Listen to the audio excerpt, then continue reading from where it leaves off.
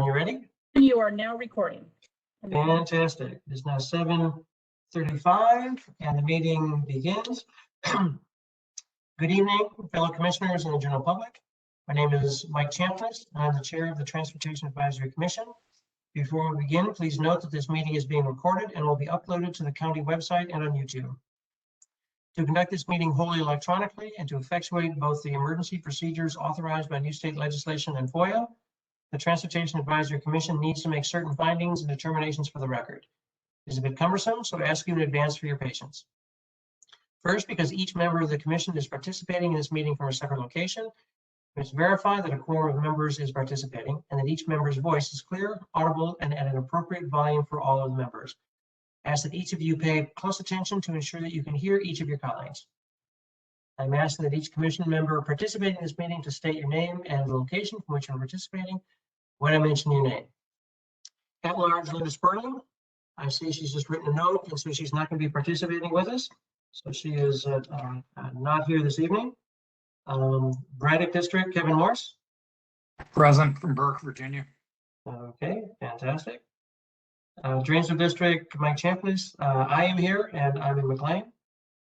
Hunter Mill District, Commissioner Westenhoff.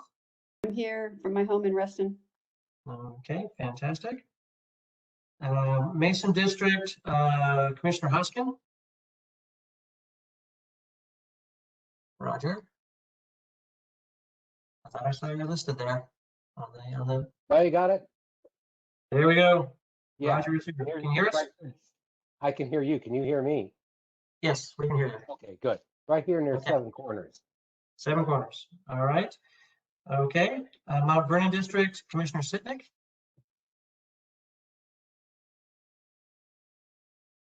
So, Mount Vernon, Pete, are you muted there? Mr. Chairman, he appears to be on mute. Appears to be on mute. Okay. Well, we'll come back to. Try to unmute him if that works. Well, let's see. I don't think I control that. Okay, could you hear me now? Ah, there he is. There he is. Pete Sitnick, Mount Vernon District. Sorry, I had double mute. That'll do it. Lee District, Commissioner Glenn. Good evening. Alexis is here in Alexandria. Okay, fantastic. Providence District, Commissioner Hancock. Hi, Jeremy Hancock. I am in Clearwater, Florida today. This is working just as planned. Yeah. Fantastic. Okay. All right. Springfield District, Eric Thiel. I believe he told us that he's going to be traveling, but Eric, have you dialed in? He is not. Sully District, Commissioner Skiles. I don't believe Commissioner Skiles is with us. And Fairfax Area Disability Services Board, Commissioner Jones. Sorry, I'll be a little slower tonight since I'm taking the notes as well. I am here from my home in Herndon. All right, fantastic, fantastic. Okay. At this point, I will pass the virtual gavel to Vice Chair Mary Pauline Jones so that it may be heard to make the requisite motions. Thank you. I accept the virtual gavel. I now recognize Commissioner Chambliss. Thank you. I move that we have determined that each member's voice can be adequately heard by each other member of the commission. It is so moved. You have heard the motion. Is there a second? Second, Braddock. Is there discussion on the motion? Hearing none, all those in favor of the motion, please say aye. Aye. Hi. Any opposed? Mr. Chairman, the motion is carried unanimously. Thank you. I next move that the state of emergency caused by the COVID-19 pandemic makes it unsafe for this commission to physically assemble and unsafe for the public to physically attend any such meeting. I further move that this commission may conduct this meeting electronically through a dedicated audio conferencing line, and that the public may access this meeting by WebEx online platform or by calling 1-415-655-0001 or 1-844-621-3956, toll free, and entering the access code 173-854-0103. The phone number for EDA is 711. Access information is also available at the TAC website at Fairfax County Transportation TAC meetings. It is so moved. Is there a second? I second it. That Pete from Mount Vernon. I think Thank I heard someone else too. Just, An you echo. got it. It's yours, Pete. There you go. Okay, all right. Thank you.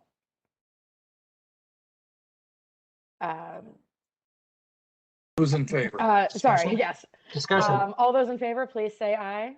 Aye. Aye. Aye. Any opposed? Motion is carried unanimously. Fantastic. Okay, finally, I move that all of the matters on the agenda previously furnished and posted on the TAC website are necessary for continuity in Fairfax County government and/or are statutorily required or necessary to continue operations in the discharge of the commission's lawful purposes, duties, and responsibilities.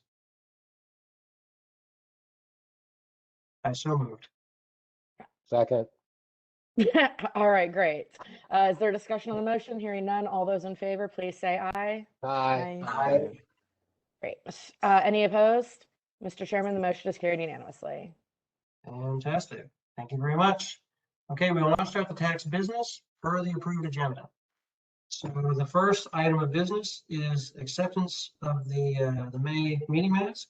They've been distributed by Calvin. Are there any comments or discussion on the minutes? I move that we accept the minutes. Okay, is moved by Commissioner Morse that the minutes be accepted. Is there a second? Second. Okay, Quick talk. seconded by Commissioner Hoskin. All those in favor of approving the minutes as moved by Commissioner Morse, please say aye. Aye. Aye. All those opposed, please say nay. All right, the motion carries unanimously. The minutes are approved. Okay. Well, we're a little bit ahead of schedule, which is good. I do hope that our guests are with us. We're very fortunate to have two this evening.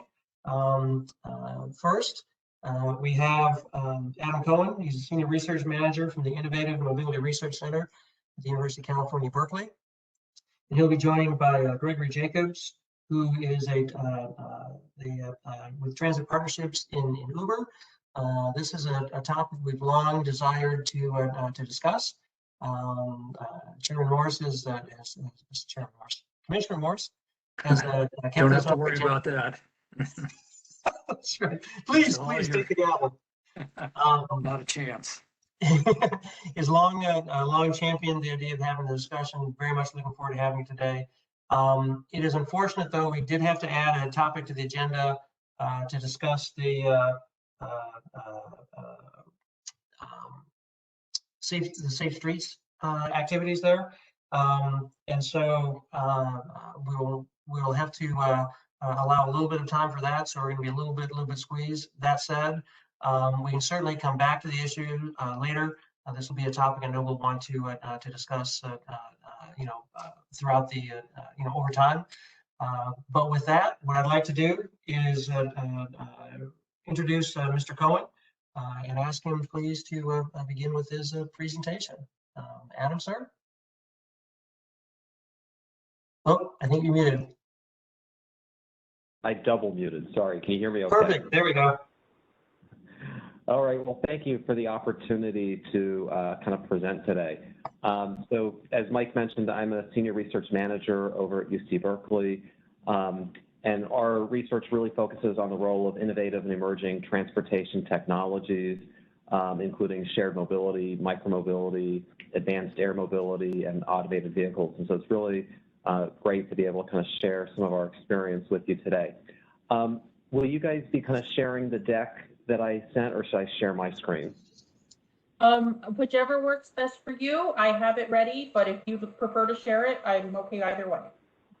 No, if you can pull it up, I'll just give you a cue when we go to next slide. And Adam, if I could interrupt for just a moment, I was remiss in not sort of welcoming guests, but also I want to certainly welcome Tom Bitsani, the director of the Fairfax County Department of Transportation.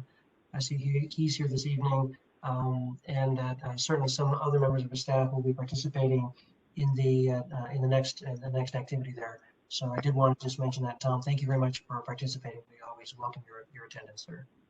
Thank you for having me. Okay. So Adam, yes, please. Terrific.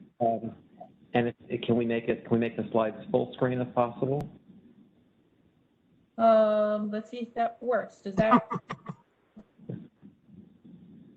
It does not appear to like me to do that correctly, so. Okay. Whatever works best. No problem. Whatever works best for you. Let's see here.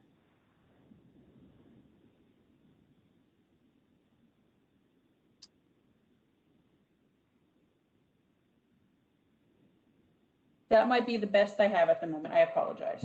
That's no problem. So if we can go to the next slide. Thank you. Okay, so today I'd just like to kind of briefly kind of talk about some kind of key terms and definitions. I'll be kind of talking about some common partnerships and use cases and how that kind of relates to on-demand mobility. I'll be kind of talking a little bit about kind of the term mobility on demand. And mobility on demand is this idea that the U.S. Department of Transportation has come up with to describe on-demand service options. It's this idea that consumers now are kind of making choices based on travel costs, convenience, journey time, wait time, number of connections, and other attributes. And they are making more dynamic decision making. And so we talk about some of the kind of what we call mobility on demand or MOD, public-private partnerships in the U.S. I'll be kind of talking about some microtransit service models in particular, the role of the built environment, which I think is particularly relevant to Fairfax County, and then conclude with some final thoughts. Next slide.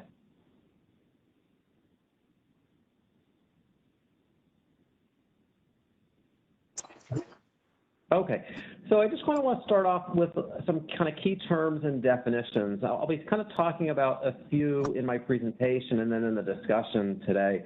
The first is kind of transportation network companies such as Uber or Lyft. These are services that provide travelers with prearranged or on-demand access to a ride for a fee using a digitally enabled application such as a smartphone app to connect travelers with drivers using their personal vehicles, which can sometimes, in some cases, be rented or leased. Digital applications are used for booking electronic payment and ratings. Now, a variation of kind of what we call, TNC service is what's known as ride pooling or ride splitting. And it's this idea that a ride, a for-hire ride, is concurrently shared with other passengers going from similar origins to similar destinations. And then the final service that we'll be talking a little bit about is microtransit. Microtransit is very similar to TNCs, but they use larger shuttles or vans to provide either fixed route or on-demand service. And we'll be talking a little bit about that momentarily. Next slide. So some common partnerships and use cases both for transportation network companies and microtransit include first and last mile connections to public transit, typically rail transit. So that could be, using these services to get to metro, for example. Low density service in suburban or exurban environments, and that could be both to augment or to replace public transit. Off-peak service, so that's late night or weekend. Similarly, that could be used to both augment or replace public transit.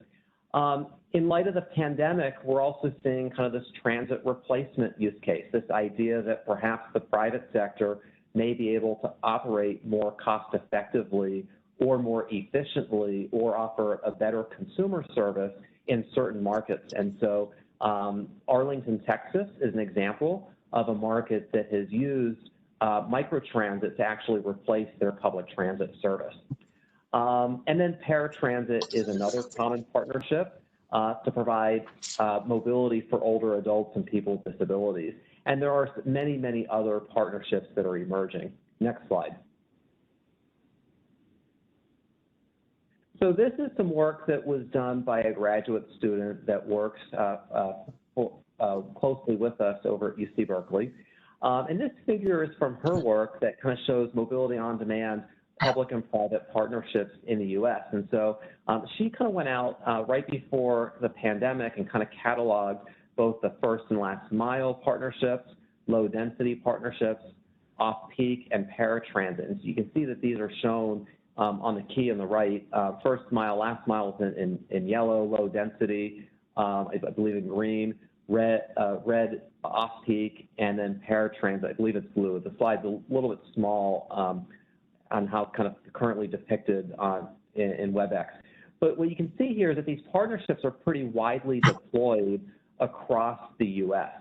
And so that there's a really kind of this growth of these partnerships up until the pandemic, and we've seen with the pandemic even experimentation with some new partnerships.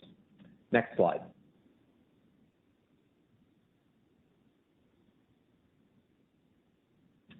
So I want to kind of touch a little bit on some of the microtransit service models in particular, since I think this may be kind of new for some folks. Microtransit comes in a number of flavors.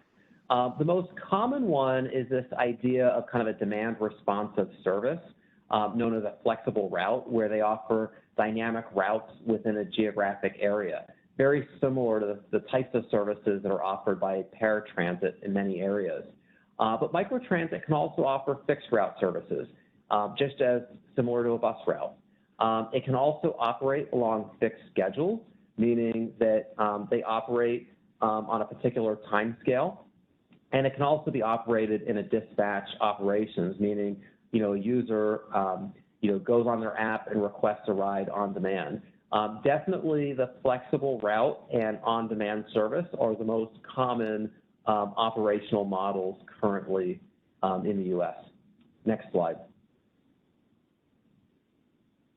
I'd like to kind of touch on the kind of role of the environment and kind of how these services can be deployed in that context. As I kind of mentioned at the beginning, there are these different use cases, and some of them span different spatial and temporal scales, but the low density one and the first mile, last mile are some really common ones that are impacted by the built environment. Next slide. So we've done some work for the U.S.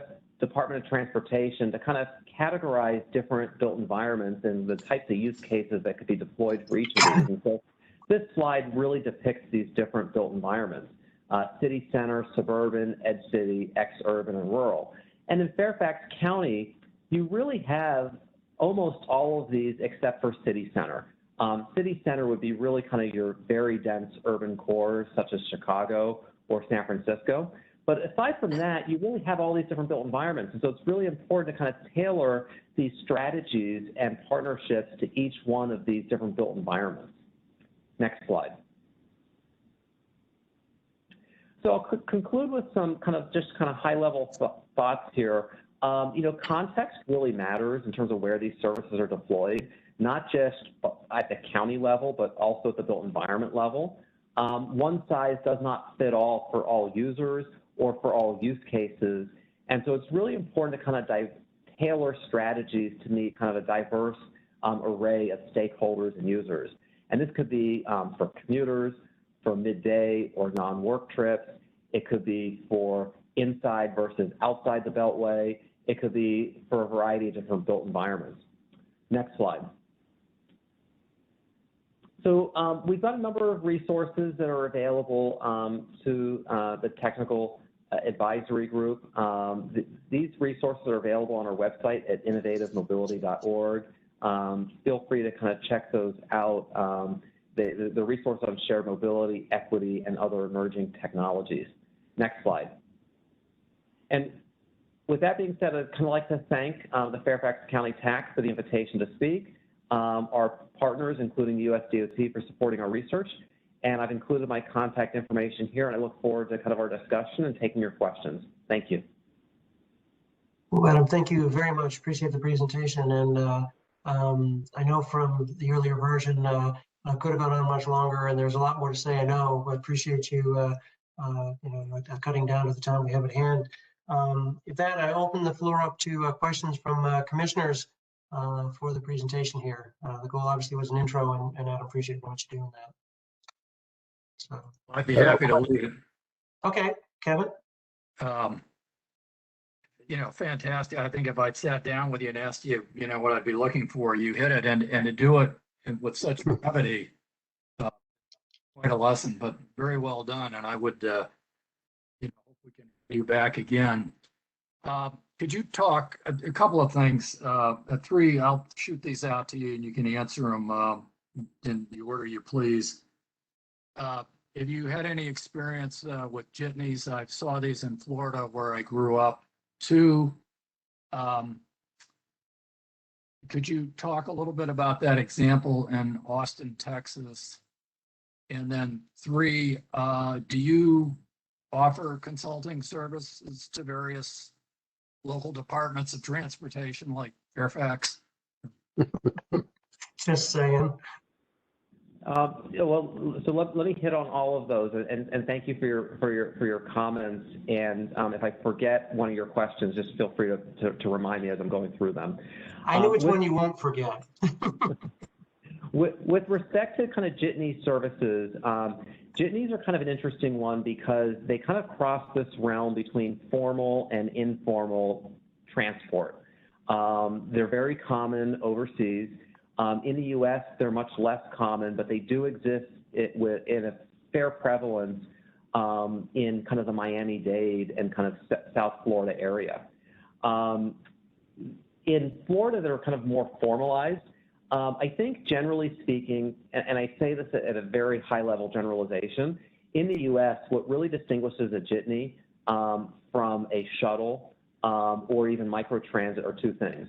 Jitneys, generally speaking, are informal, meaning they're not necessarily legal in many areas where they operate, although that term can be used to describe a legal service. And in addition to that, they typically don't use a technology piece. So what they are is they're just a private sector company offering kind of a low-tech shuttle, typically not demand responsive, and also typically they may or may not operate on a fixed schedule. So that's kind of at a very high level, kind of the jitney piece. Your second question about Arlington, Texas, I believe it was.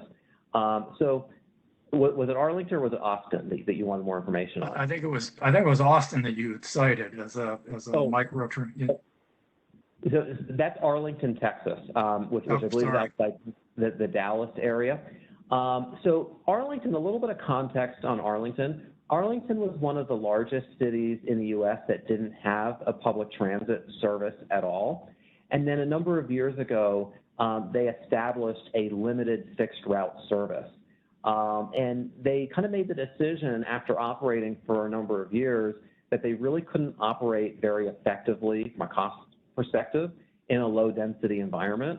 And that was when they decided to partner with a microtransit service provider to provide those services.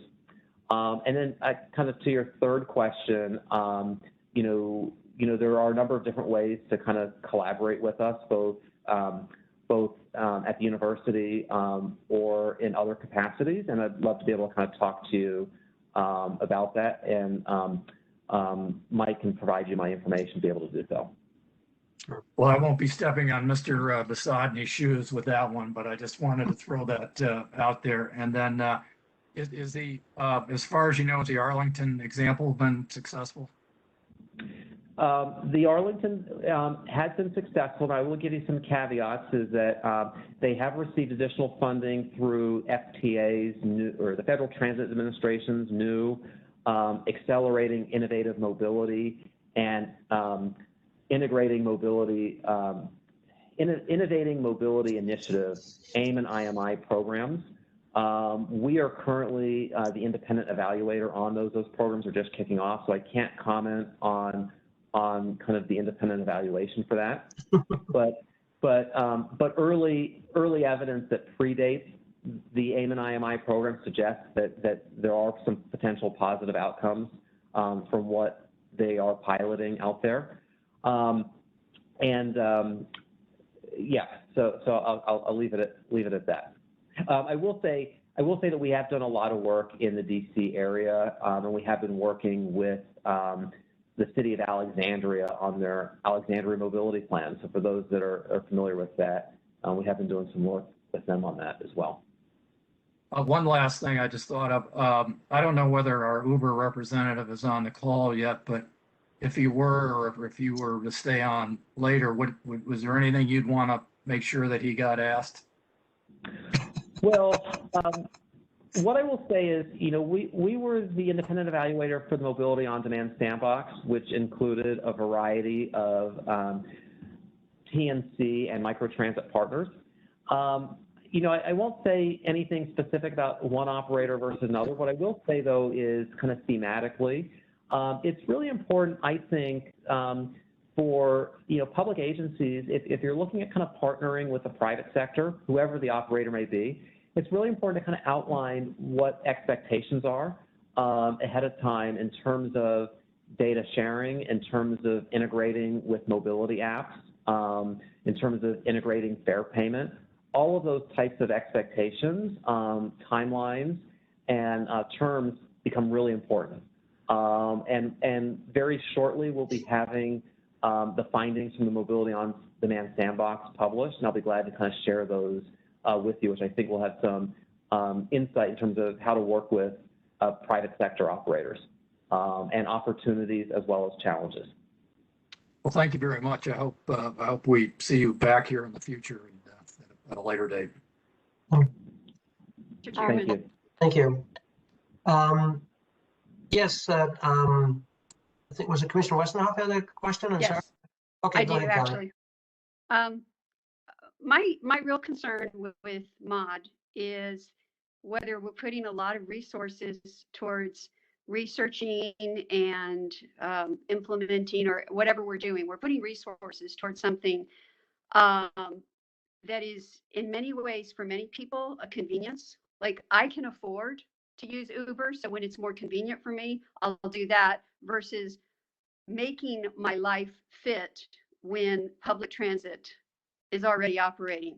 And I recognize I have that luxury and that privilege, but a lot of the people who are absolutely dependent on public transit don't have that flexibility resources, nor do they have the time schedules for. And my concern is if we draw resources away from public transit in pursuit of something that largely for people have choices versus who absolutely do. I think out show that there's a very high incidence of adoption by low income communities that I would like to know before I down the road towards kind of fill the gap. Sure. So those are great points and great questions and comments. Let me start by saying that the devil is in the details with how these systems are designed. So let me. From an equity perspective, we know that there are a number of equity challenges, such as serving un- and underbanked users that may not have access to a debit or credit card. There may be challenges with digitally impoverished users that may not have access to a smartphone. And so those can be some really key barriers. What I will say is that there are some creative ways that, that agencies have overcome some of those key challenges. In the case of Chicago, CTA has partnered with Walgreens, I believe CVS, and other major retailers to allow for their users to put cash payment onto their fare cards and then to be able to use those fare cards with shared mobility. So that's one way. The Pinellas Suncoast Transit Authority in the Clearwater, Florida area, one of the things that they do is they allow people that want to pay by check or cash to be able to mail it in and have it loaded up by the transit agency, through mail. I don't believe that they have many cash payment, but they do have some people that do that by check, from what I've been told. The other thing that's kind of interesting about kind of the PSTA example is that they have a demand responsive service that's intended to augment paratransit. And one of the things that they do with their service is that they allow users to call up over the phone to make a ride request or reservation. And then a dispatcher actually puts that into a system and then assigns it to a various provider depending on preference or a traveler's needs. So they may get assigned to a paratransit vehicle, they may get assigned to Lyft, or they may get assigned to a taxi cab. The rider can make a preference, or it can be based on like their needs, such as a wheelchair accessible vehicle. What's also interesting about the PSTA example is that the fare is $4.50 up until COVID. Now with COVID, everything is operating fare free, but up until COVID, it was $4.50 regardless of what option they were choosing. So it was the same price. And it was the transit agency that was subsidizing the difference. So there are different ways to set up pricing to help ensure equity. What I will say is, at a very high level, is that the way the services are deployed are really important. There are some ways in which these services can compete with public transit. Generally, that is a bad thing, but that could also be strategic in a way. So, for example, if your public transit system is at capacity or a route is at capacity, you may use these services to target transit replacement to help enhance capacity potentially, or to help overcome crowding. What we also know is that these services can help serve conquest riders. So, riders that may not use public transit because it doesn't serve them, because the headways are too long, because the route doesn't go near them, or because they may not be able to walk the distance that they need to get to their nearest stop. And so this can help serve those riders as well. So program design becomes really important. So I don't think we could universally say it kind of hurts transit or helps transit or hurts riders or helps riders. It really depends on the details. What I will kind of also add is that coming out of COVID, I think we have to realize that the situation may be very different for public transit. That a lot of public transit systems were using commuters on heavily traveled lines to subsidize other underperforming routes. And that may no longer be the case. And so these services may fill an important gap for these underperforming routes that may just not be cost effective, nor provide customers a good service if they have to wait an hour for their next bus. Yes. So I hope that provides the Thank you. context. Thank you. Apologies for the lengthy explanation. Yeah, I have a question. You mentioned there that these things can be effective in a low-density environment. I'm thinking I'm thinking about Pete Sicknick's neighborhood down there where they're going to have a BRT in a few years. Is getting people to move from their typical single-family dwelling environment to the transportation node. This is low density and probably not satisfactory for a bus, unless you live on a bus route. I mean, you've got many people very disparate, spread out all over the place on a quarter-acre lot who could use these on-demand services. And would that classify as a conquest traveler? You get somebody to take one of these on-demand services rather than drive their car.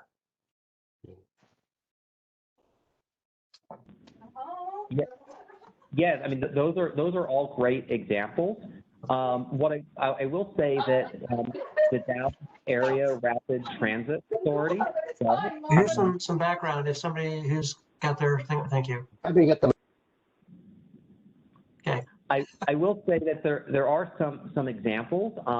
DART in Dallas, is one area, kind of in their North Plano, Texas area, where they have deployed kind of this low density service. Pierce Transit in kind of the Tacoma, Washington area has also deployed kind of a low density late night partnership as well. So there definitely are some strategies. I think this idea of low density would be great for Fairfax County potentially. I also think areas like Tyson's Corner, which have great rail service, but also aren't real walkable either. It could help kind of facilitate connections from rail to areas around. That might be a great use case for microtransit potentially. Actually, it's an interesting idea. Interesting idea. I have a brief- question if we have a moment. Yes, go ahead.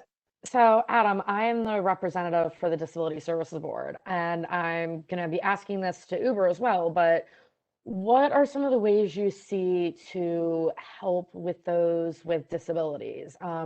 In our area, the various rideshare apps, public transportation addresses those with disabilities, but these rideshare apps, when you try to go ahead and request something, it's very difficult to find a vehicle that's wheelchair accessible. And while they give that option on their sites, most of the companies never do have one available. Well, let me give you 3 examples from the Mobility on Demand sandbox that I think will help kind of exemplify kind of the wide range here, okay? In kind of the PSTA example, kind of in the Clearwater area, they used kind of their paratransit service to provide kind of the ADA service, okay? Pierce County or Pierce Transit was kind of doing something similar as well. What I can tell you is from the Mobility on Demand Sandbox program in Portland, Oregon, TriMet, they were developing a trip planner that incorporated, TNCs into the trip planning. And they went out with a wheelchair user to test the trip planner. And when they actually went out to test it to request a wheelchair ride, they couldn't get one. And TNCs in Portland are required to provide wheelchair accessible service. So just because a service is required to provide it doesn't necessarily mean a vehicle is available. Personally, I kind of think the PSTA example is kind of intriguing because if you can have multiple providers that have wheelchair accessible vehicles, and if you have a dispatcher that can kind of assign those services out, you can give the customer choice, do you want your preferred provider or somebody that you use on a regular basis, or do you want the fastest available ride? And if you can kind of pool a bunch of different service providers together that maybe have wheelchair accessible vehicles in their fleet, you might be able to get better coverage and better response times, at least anecdotally. That would be kind of our hope. But there's a lot more research that needs to be done on this area because I will tell you, on a national level, our wheelchair accessible response times, generally speaking, are not equivalent or fast enough compared to getting an on-demand ride, and that's not right. A person with disabilities should have the same wait time and the same vehicle availability. Well, thank you. We're about half hour into this part of the discussion. I hate having to keep us on schedule, but I do want to do that. What I was going to suggest is let's move on to Greg and Uber. We're scheduled to finish this at 8:45, but also we can spend a couple minutes afterwards if there's a couple other questions there, maybe some back and forth as to sort of wrap things up. So I appreciate, Adam, your participation. Of course, your presentation is very good. The forbearance of the commissioners here that we need to move on. And with that, Mike, is Noel going to send us his slide, or did she already do the presentation? Yes, that was already sent to us. Calvin sent that to us. If you check his emails. All right, thank you. Yeah. Now, I'm not sure if we got if Greg's were sent because we got those today, but so they're certainly available and they will be made available. Absolutely. Thank you. So, okay. And we also have, as I say, Greg Jacobs from Uber, from their transit partnerships. Greg, we also, of course, appreciate you coming here and coming to speak with us. Rather than lengthen the introduction, I'll go straight to you. And I will ask you if you could hang around to the end. We'll just sort of wrap up at the end and then let you go to back to your lives, and we'll go on with some of our activities. So, Greg, again, thanks for coming, and please, to you. Yeah, of course. Everyone can hear me all right, yeah? Okay, great. I also just want to preface this. I have a 9-year-old pug who's deathly afraid of my neighbor. So if you hear some barking in the background, she's very friendly, but Ruby is queen of her domain. But I have a couple of slides. Is someone going to be presenting them, or should I try to share my screen? I'm happy to share my screen. I can also have you, whichever you prefer. Yeah, Noel, if you don't mind, we can sort of power through these, and I think Adam may know these slides better than I do, so hopefully I can live up to his presentation. But I think it's a really nice sort of segue into talking about Uber and the transit team that we built out. But just a quick intro. My name is Greg Jacobs. I'm based in New York. I've been at Uber for about 4.5 years, so I've kind of seen, I think, a pretty massive pivot in the business. If you just want to jump in, Noel, we can just hit the ground running. But have been at Uber for about 4.5 years. I started on the Uber for Business team and then moved over. We had a micromobility team called Jump that was electric bikes and scooters. And then about 2 years ago was one of the founding members on the partnership side of the transit team, and now help on the partnership side and work in sales strategy as well. So, Hey, Greg, if I could, I hate to do this, but I've once again neglected to acknowledge a distinguished guest. Our Deputy County Exec, Rachel Flynn, has joined us as well. Conversation to your presentation. Good thing I didn't mention anything. I'm sure it would have just made you so freak out you couldn't have concentrated. But Greg, now to throw you off cycle. No worries. Please. Thanks. Awesome. Sure. Yeah, so we can go ahead and just jump to the next slide, Noel. But or maybe go just one more ahead now. I think like I mentioned, so I've been at Uber for about 4.5 years, and I think to even be having this conversation with y'all today can speak a lot to just sort of the massive pivot that the business has undergone from, having Travis Kalanick and really kind of trying to move fast and break things, to having Dara now kind of running Uber for almost like 2.5 years, I guess, at this point, and really trying to realize that our mission, and I think the mission of transit agencies in cities, is pretty aligned to more or less deconstruct individual car ownership and help people move as fluidly as they can throughout, cities and throughout the region. So I think, we actually view ourselves in large part as a demand generator, and hopefully this presentation and the discussion after will kind of, give some light or shed some light as to why. Jumping ahead to the next slide. I think, kind of Adam touched on this a little bit, but I think we're really sitting at an interesting point where, traditional transit operators had sort of one or multiple of the 4 buckets you see on the left, right? Where it's that fixed rail, that fixed bus service, or, maybe some agencies have some type of demand response, right?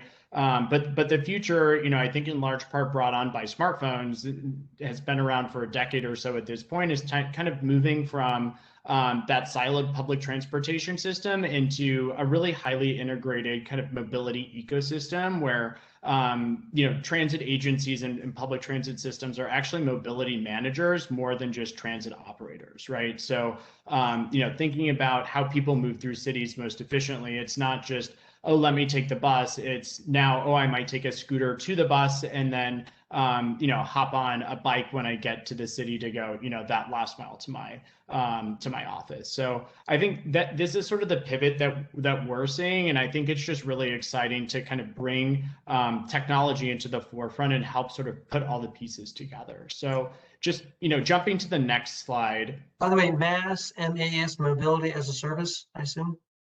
Yeah, thank you for that. So mobility as a service, I think there's a lot of debate. Maybe we can put a poll up. Adam, I'd be curious to get your take if it's MAS or MOS. I go under MOS, but it is kind of that mobility as a service, right? Providing the right transit mode for the right person. And I think, this slide does a good job of sort of bringing it together from a traditional sense where agencies typically handled, 10, 20 years ago, just these individual modes, right? Where it was a bus, it was a rail. And if you jump to the next slide, you'll see kind of that visual representation of mobility as a service. So it's kind of bringing whatever mode fits that specific trip for that specific rider, ideally in one app. So I think Uber is very well positioned, thanks to a few of our partnerships, to kind of make that all happen. We now integrate, it was Jump, now I think we've expanded thanks to Lime's footprint, but we have bikes and scooters in the app. We have transit times. We have a partnership with Move It. So that's, real-time transit data is live in about 100 cities across across the globe. And then we have actually now rental cars in the app. You have your regular Uber, your Uber pool, and in some select cities through a partnership with Masabi, you can actually now purchase transit tickets as well. So that kind of runs the gamut, right? And I think it becomes super interesting when you think about our subscription services and being able to partner on the ticketing side. It's kind of coming up with that digital wallet that really could combine rideshare or multiple modes of transport all within a single app at the push of a button. So that's sort of like the grand vision, and I think kind of looking at where we are as a team and how we can best support our partners is it's really less about coming in with our broad suite of solutions and saying you should do everything. It's really sort of custom and understanding that a lot of these services are very new for our partners and saying, okay, let's start out with a small pilot, or let's test the waters with the first last mile partnership that could be relatively small. And thanks to the flexibility of the network and the pricing structures just all pay for performance, it's relatively easy to scale these up or scale these down. So just jumping to the next slide, I think to sort of drill down into the grand vision of sort of where things come together, is that it will hopefully, take this fragmented space of I need to download 10 different apps, right? If I want to take a bus, a bike, see the transit times, figure kind of everything out, and really bringing this into a seamless sort of end-to-end digital rider experience, right? So that's going to be focusing not only on sort of what agencies do best in those core kind of central business districts, but it's understanding sort of the larger transit ecosystem as a whole as we move kind of into this digital 2030 vision. Just to jump to the next slide, I think sort of these four services combined sort of talk about how we can sort of plug and play based on what's going to work best. You'll see that Route Match is listed here. That's actually kind of on the software side. So Uber Transit's been around for about, I guess, like 3 years at this point.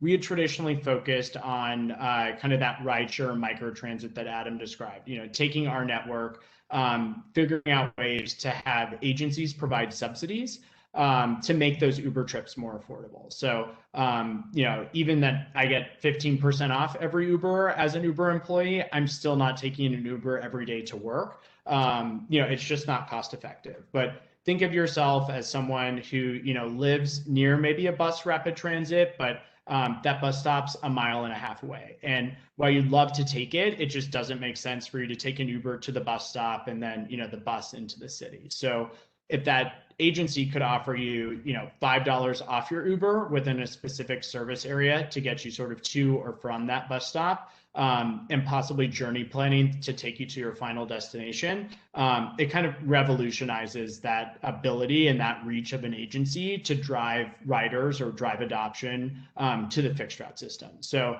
that's kind of traditionally what we've done on sort of the ride hailing bucket you see there. I think to focus on the on-demand microtransit, where we're leveraging software as a service to basically put an agency's fleet into the Uber app, which I'll talk through in a minute. That's sort of where the acquisition of Route Match comes into play, where they are sort of one of the leaders in software as a service. So taking that on-demand demand response, travel planning and paratransit services or just general rider services, putting it into the Uber app and sort of letting riders plan their journey, whether it's pre-scheduled or on demand. So combined as like Route Match and Uber Transit as a unified team, I think we're really coming up with some interesting ideas where an agency might have that on-demand microtransit program, and then they're able to see 1 or 2 trips that are on another side of a service area that just might not make sense to have that agency driver go all the way 20 miles away to service. Possibly we could cross dispatch that over to Uber, and instead of having that be an hour-long trip to and from to pick up that one rider, that's not only going to be costly in terms of time, but also just costs and resources themselves. What if it's a $5 Uber trip that can take that person to the grocery store, to the school or wherever it is they're going? So I think, sort of combining all of these different buckets together is I really think where we can come in and provide value to our partners. And if you jump to the next slide, I think this will hopefully bring it to life a little bit more. Just jump to maybe the next slide. It's sort of how we work with agencies, right? So kind of what Adam described around microtransit, I think we have a really similar definition. I think where we may, have a slightly different take is microtransit could be on the Uber platform, where it's a partnership that I'll talk through in a minute with Innisfil, which is a suburb of Toronto, where they were thinking also about launching a fixed route system. But in terms of time and cost and resources, they figure, why couldn't we just launch this with Uber? So there's sort of the ride sharing side where they're actually subsidizing Uber trips with Uber drivers on the platform. And then there's also the software as a service side. So that's bringing an agency vehicle, putting it into the Uber app and having our Uber pool software sort of route, match, and dispatch all of those trips. So they can either be software or, traditional Uber rides or a combination of the two. But these are a few of the buckets, traditional paratransit or first last mile, getting someone to or from that bus stop. We've seen a lot of, I think, interesting use cases around late night rides with the rise of Amazon or warehouses on sort of the outskirts of towns where fixed route service just doesn't service that for these shift workers that are, coming or going at 2 a.m. So maybe you could use rideshare instead to sort of offset those costs as opposed to running a traditional fixed route service over there. So these are just a few of the different ways we can partner sort of at a high level. We have about 500 partnerships today across the globe. I think it's definitely centered in the US, but these are just, a few of the different examples of how we come together. Next slide. Awesome. So this, I think, sort of helps maybe bring it to life a little bit more where in those exurb or less dense parts of a city, you have that ride sharing. So that's the first last mile trip to get you to the bus stop that'll take you to the city. Or if you look at a partnership we launched with Miami-Dade, they had an underperforming bus route that really took a hit during COVID due to basically a driver shortage and drivers getting COVID. They needed to reallocate the sort of remaining buses and drivers to the busier parts of the service area to help maintain social distancing and honestly keep the lights on. So we basically implemented a different type of first last mile program where sort of along about a dozen different bus lines throughout Miami, riders got up to a $45 subsidy as long as the trip, I think, took place within those service areas that sort of ran along those bus lines between the hours of, I want to say, midnight and 6 a.m. So that was called the Go Nightly program. And you can definitely follow up with me after or, just Google these programs. We have quite a few out there. So think sort of on the outer rim of a city or service area, kind of those first last mile programs or low demand sort of, underperforming bus routes. Then as you get a little bit denser, maybe into the suburbs or sort of the urban fringe, you have those microtransit programs where it just doesn't make sense to have one person or one rider in a car. Why not have an agency vehicle that you could put in the Uber app, have 10, 12, 14 people in one vehicle post-COVID, pool those riders. We say, have more butts in seats. And instead of paying, and offering those subsidies per rider, from a cost perspective, we're just licensing that software. Agencies can collect fares if they want. Some offer the, program for free. So it's a great way, to sort of fuse public and private partnership together and put an agency's vehicle directly into the Uber app. So those are sort of two different buckets. And then lastly, as you get really, into the dense city center, the urban core, we recognize that, Uber causes congestion, right? I think Uber put about $1 million behind a congestion pricing scheme in New York City. And we want to move people the most efficient way we can through cities. So thanks to our partnership with Masabi and with Move It, you can now, open up the Uber app. In New York City, for example, if I want to go to LaGuardia, I actually used this the other day. It was going to be about $60 in an Uber and take about an hour and a half. There was an option right below an Uber X that said Uber X plus transit, which was an Uber to the subway. And actually did this. It was an interesting experience taking the bus. But basically, I took an Uber to the subway to the bus and in Queens, and then the bus to as that last mile to my terminal. All for, I think it was $5.25 or $6.25 or whatever it is. So I actually got there faster as well. So it's kind of, going back to that mobility as a service, having, the rider, that right product for the rider at the right time. So that's just a little bit about sort of the Uber mobility as an mobility ecosystem as a whole. If we could jump to the next slide. Would love just to sort of show you, if you've seen the Uber app, hopefully this doesn't look too different, but on the left side, you can see different ways that agencies will sort of subsidize those rides. I know it's a little small on the screen here, but an agency can send a rider a voucher. So think of a rail system that shuts down. So we're working with MARTA down in Atlanta, and they're essentially offering riders fully subsidized trip within a given service area when their rail line shut down, either due to emergency maintenance or maybe it's even pre-planned work. So basically that price in the Uber app, you'll just see it struck through and it'll show up as whatever the rider should pay. On the back end and with any of our programs, the data and reporting is all going to be compliant with NTD standards, and we'll provide agencies a dashboard with trip level metrics and then sort of higher level aggregated metrics as well that I think are pretty interesting, especially as you look at sort of making future planning decisions around, great, this first last mile program is running really well, or maybe we're running a TNC Microtransit that's just doing regular UberX trips. We might want to increase the efficiency there and open it up to Uber Pool, or maybe even make sense to bring on our own vehicles or possibly spin up a fixed route system. So these are just a few different examples, but from a data and reporting perspective, agencies can see trips, come in one by one, and they're sent, a monthly download CSV file with sort of all that information available to slice and dice it however you want. So very quick, the rides for demand response, I presume that is in fact DC Metro that we see there, the Washington DC area Metro logo there? Yeah. So we're working with WMATA. I'm a little less familiar with that partnership, but essentially, I think the way that it works is they have, essentially we're using a tool called Uber Central.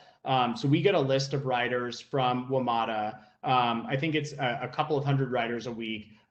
With sort of pre-planned trips, and we upload that file into this tool called Uber Central, and that dispatches trips on a tool that's compatible for riders who have a smartphone or don't have a smartphone. So essentially, they get a text message. If you've ever taken your car to get serviced, I think something like 20,000 gas stations use this, and they've used it to like replace their shuttles. That you had to wait 30 minutes or an hour to get you to and from the car stop, the car dealership, and now you basically get a text on your phone. It also works with a landline. Says, hey, Greg's going to pick you up in an UberX. He'll be there in 3 minutes. You get picked up and dropped off, and it's totally subsidized by the agency. So we are working with WMATA. I can provide some more context. Sorry, I don't know the exact specifics, but I think we've been working with them for about a year now. Okay, I thought I was 95% sure that was it. Just wanted to be sure. So thank you. Yeah, definitely. And I guess maybe to jump into a couple of case studies, if we can move to maybe the next slide. One example, I think, and I know someone earlier touched upon equity and wheelchair accessible vehicles. So it's definitely a tough nut to crack. I think we can all acknowledge that wheelchair accessible vehicles are very costly, and we have a whole team dedicated now, and in the last about really 3 to 4 months that's been spun up to try to solve and expand wheelchair accessibility across the entire Uber platform. But I think one way that we really help solve this is by collaborating with the transit agency. So essentially what we're doing with MBTA in Boston is working with them on it was a paratransit pilot that's now turning into a permanent program, but essentially eligible riders are, onboarded to the Uber platform. And you can see in the bottom right hand of the screen, there's that little MBTA profile.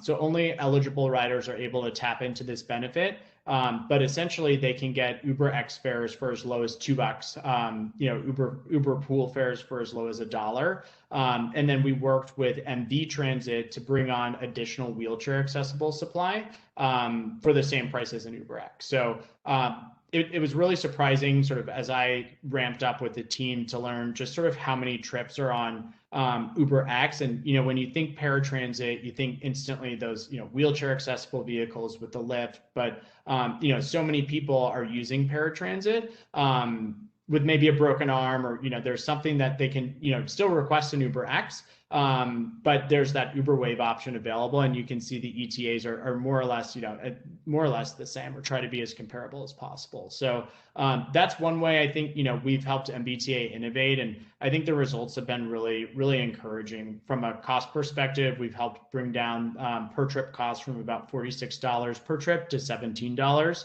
And essentially what that's allowed MBTA to do is sort of grow the scale of the program. So while the overall number of trips has increased by about 28%, we're still bringing down sort of those top line costs by about 6%. So overall, it's, I think, a really exciting program, and MBTA has been a great partner to work with. So one last thing to touch on here, just from an equity perspective. So obviously not every rider has access to a smartphone.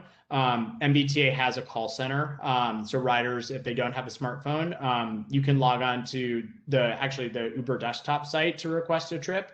Or what you can do is just call the MBTA call center and they'll dispatch one out for you as well. So that's a little bit about MBTA. I think we can skip the next slide and just jump 2 ahead.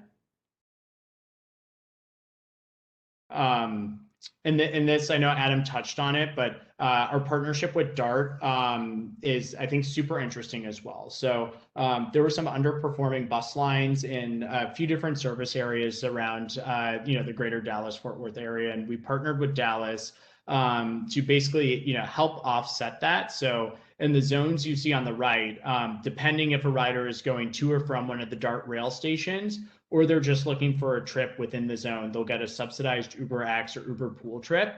And sort of what that has done is help bring down the per trip costs. You can see at the bottom from about $15 down to $5 per rider. And what I think is super exciting for us and, for Uber in general, is that we were actually able to launch Uber Pool in Dallas through this program. So that was, I think, a way that we were not only able to kind of help serve as a demand generator, but offer more efficient ways to get around a city too. So that program, I think it started out with about 6 different zones. I want to say at last check, we were north of about 12 or 13. So I think, going back to what Adam was mentioning about serving sort of the right zone in the right place, Dallas is obviously super sprawling, and it makes sense to do these, around sort of fixed rail stops.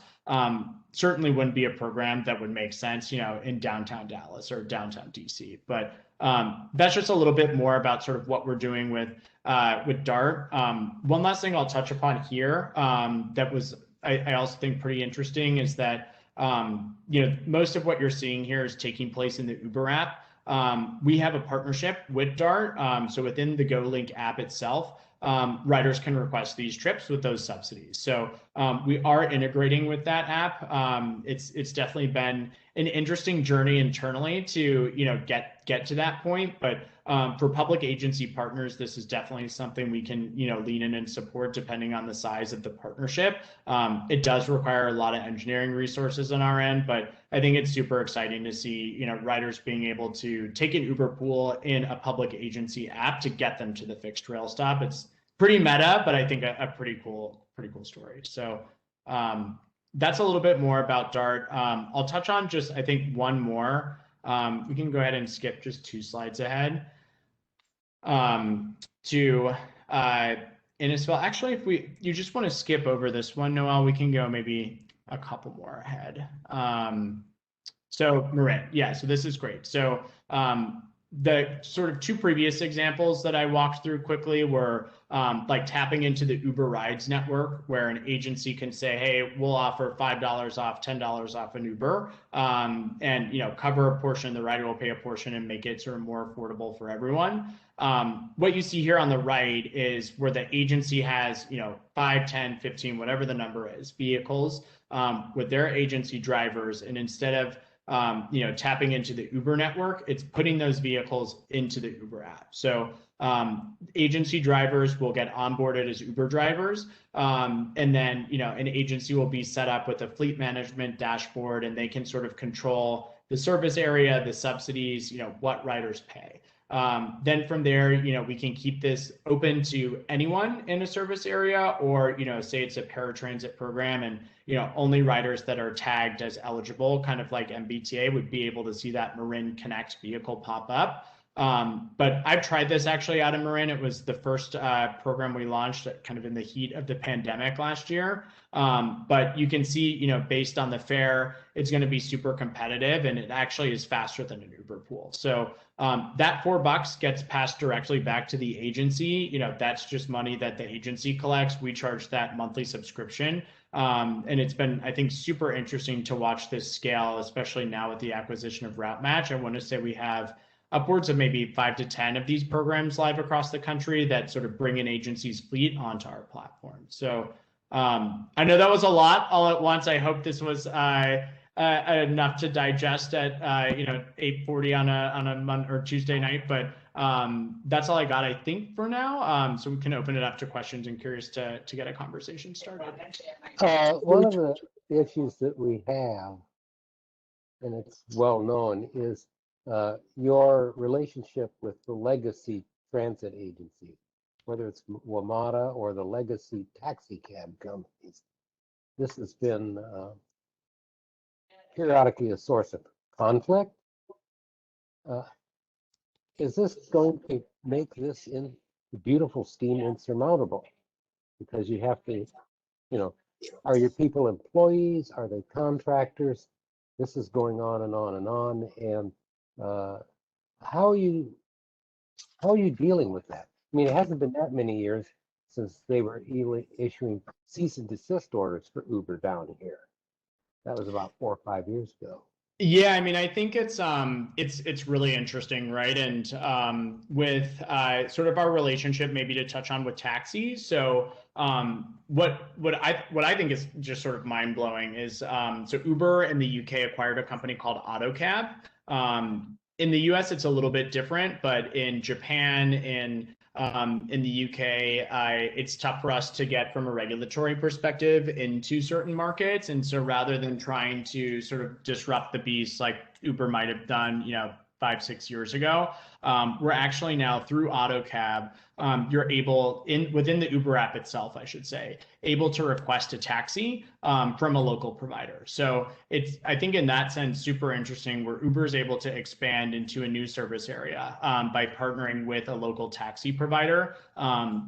With our programs that I guess I can speak to a bit more fluently, because of some of the regulatory rules around drug and alcohol testing, Uber doesn't drug and alcohol test our drivers, and it's been interpreted by agencies and with the taxi cab exception that we can actually work with a taxi cab or with another TNC provider like Lyft to build out these programs. So oftentimes, like with PSTA or with RTD in Denver, or with honestly probably dozens of different partners that we work with, we usually look to loop in a local taxi provider to be a part of the program, either to service those paratransit or wheelchair accessible trips, or just to be a part of the program, knowing that folks just like to take taxis. So I think that's just a little bit of it. Can definitely dive into more details, but I think maybe to touch upon our relationship with agencies,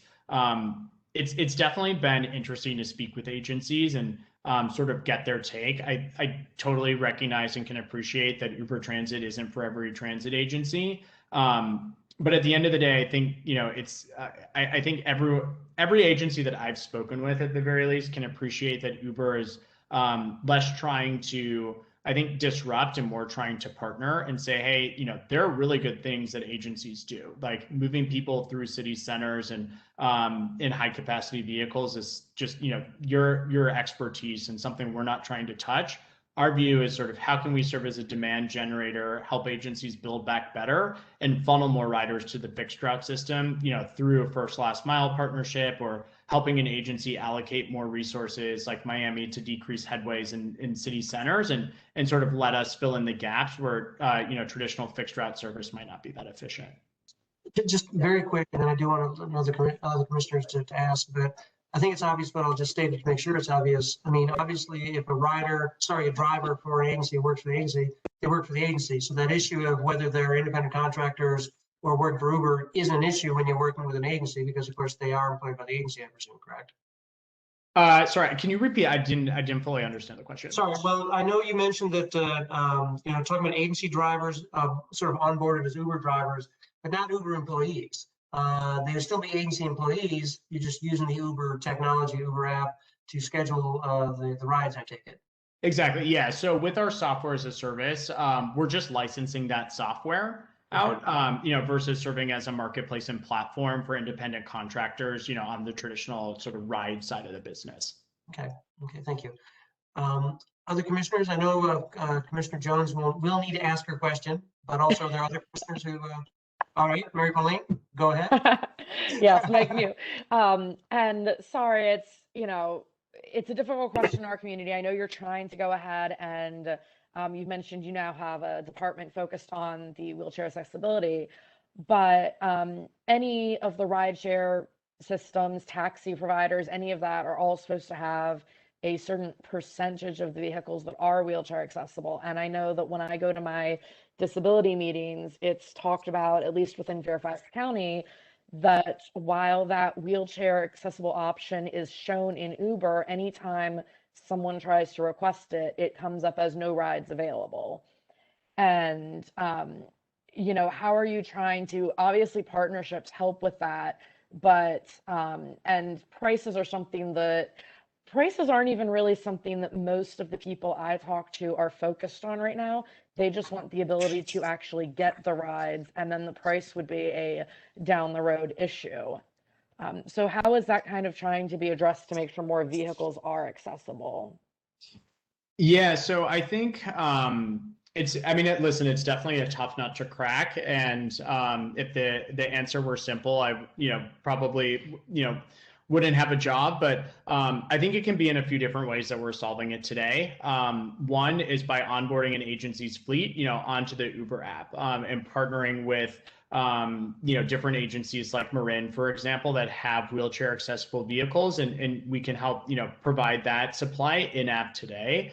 The other is through partnerships like the one with MV to bring on additional wheelchair accessible supply and MV Wave vehicles onto the Uber app. I think sort of looking a bit more into the future, Uber has partnerships, right, with some of the largest rental car companies across the country. So how can we sort of tap into their fleet, provide incentives for drivers to pick up wheelchair accessible vehicles that those companies have, in supply, to open it, Wave vehicles up additionally across the country. So those are a few things that we're working on, but if you could reach out to me, we definitely should connect around the no cars available in Fairfax County, especially if it's it's something that's regulated. So if you could just shoot me a note, I'll loop you in with the right operations lead. Perfect. I was hoping to do that. Yeah, it's frustrating, and we definitely need to solve this, but and it's not the right solution. But if you open the app and it says no cars available, push like to actually request a trip and see if you get matched with one. That's a bug that we're working on resolving. Oftentimes there actually is supply available, but for some reason the app is saying there isn't. But definitely shoot me a note and I can connect you internally. Perfect. Thank you. Yeah. Okay. Lineup. I had a question. Yes, go ahead, Jeremy. Hey, Greg, appreciate your time in joining us. I wondered if you could talk a little more about adoption of these services. You talked, I I think it seems like it's more than a, build it and they will come. You talked a little bit about subsidies, but I'm wondering if you had any more thoughts on best practices on how, people are encouraged to take different types of services. Maybe Adam has some thoughts as well. And then the second piece of that, if you had any thoughts related to that on necessary infrastructure to encourage adoption. Yeah, so I think marketing is it's core to any partnership, right? And the Uber app is great. So we can serve as a demand generator by having a ring message pop up. So say you're in a service area that has a program, right? So you open the Uber app and you get a message the same way you see, go to door 5, terminal 8, or whatever it is when you land at an airport. So that's one piece. We can also email riders directly, but that's where I think Uber can only go so far, and it really is working with the agency to come up with different marketing campaigns. So we have an in-house marketing toolkit that we can supply to agencies, and then we have different customer success managers that basically it's their job to build campaigns to raise awareness. So whether that's media buys or looking at putting QR codes is something we've seen really strong adoption in. Like for transit shutdowns, for example, we'll put a QR code with additional information at that transit stop. Riders just take a picture and instantly that subsidy, that voucher is applied to their Uber account. So there are a bunch of different levers we can pull, but in-app is definitely something we've seen help drive a lot of adoption and awareness, but then working collaboratively with an agency on a variety of different levers can help sort of pull things together. I don't know if Adam is still around, if he had any thoughts on that question on adoption. Yeah, so I guess what I would say is there's a lot of different ways of incentivizing, and the use of gamification is becoming really more common, where you basically give an incentive or potentially a disincentive for certain types of behaviors. And so there's a lot of agencies exploring this in the TDM context, where you incentivize a certain mode at a particular time, or if the system performance is a certain way, or you disincentivize through lotteries, through leaderboards, through gift cards. There's a variety of kind of monetary and non-monetary ways of doing that. Did you say gamification? Yes, that's what it's called, kind of the technical. That's kind of the technical industry term. Is gamification. Like game theory, based on game theory? Yeah. It's exactly where it comes from. Gotcha. Yeah. Okay. Mike? Yes, Mike? go ahead. Okay. Greg, following up on one of Roger's comments. So if you got into a medallion-owned taxi in New York, you feel that you would reach the end of the line alive, the end of your ride? I do, yeah. I mean, in New York, I'm like a typical millennial and kind of whatever comes first. So later in the night, I typically request an Uber, but I live on 12th and 6th Avenue, which has taxis pretty much coming every second. So I'll get in either mode. And I guess that could be a false choice because I'm an avid city biker and I use that to get around the city. I think it's probably the fastest way, but I'm not averse to taxis in any way. I was thinking more in terms of, has Uber devalued the medallion that was, worth so much money at one time? I mean, I think that's sort of a larger question, right? There could be a variety of different points made there. I'm not fluent on sort of the taxi medallion policies in New York City specifically, but I definitely think having choice is a good thing, and whether it's Uber, Lyft, taxi, subway, sort of whatever is there, pick and choose what you prefer as a rider, and that would hopefully be the best option for you. Okay, my next questions, I think you've kind of touched on them and maybe answered them during the presentation, but I'll try and put it in a very direct form. If our internationally known director of Fairfax County Transportation called you into his office tomorrow and said, this particular area of Fairfax County, there's no service. Can you map it out for us and tell us what the subsidy would be that's required? And then secondly, if he said, you know, here's a seriously underperforming route, either from WMATA Metrobus or from the Fairfax connector, you would be able to say, all right, we could map this out on Uber and give them you know, a plan for doing that.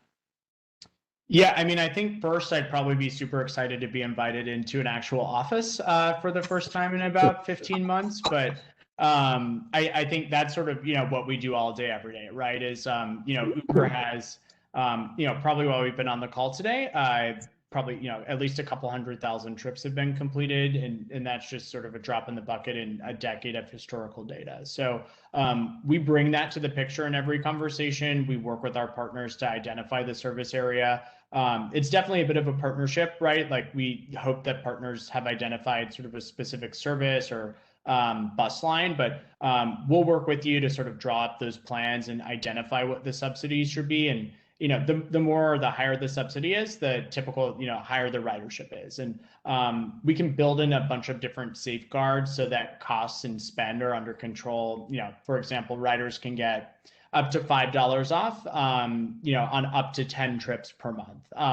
And, you know, that's just one example among many, but we definitely take a collaborative approach. We'll work with you to sort of identify that. I think DART's a great example where we came in, you know, partnered with them. Sometimes we'll work with a planning agency if need be, but identify the service area, work with you on the subsidy and sort of test and iterate and, you know, definitely work with you to collect that feedback. And I think that's one thing that's exciting about these partnerships and might be a little bit of a change from traditional fixed route service is that they're incredibly fluid, right? So we can expand a service area, change a service area, add service areas, you know, within a matter of days. It's not going to take months or years. Well, if you do get invited into Fairfax County office, the new case COVID data today was -6, so I think you can feel relatively safe in Fairfax County these days. Has there been any, in the routes you've taken over, so it sounded like you've overcome any liability concerns. You do the drug and alcohol testing. I mean, you know, if there is a crash, does somebody feel like they should be able to sue the Fairfax County versus, you know, whoever they would sue?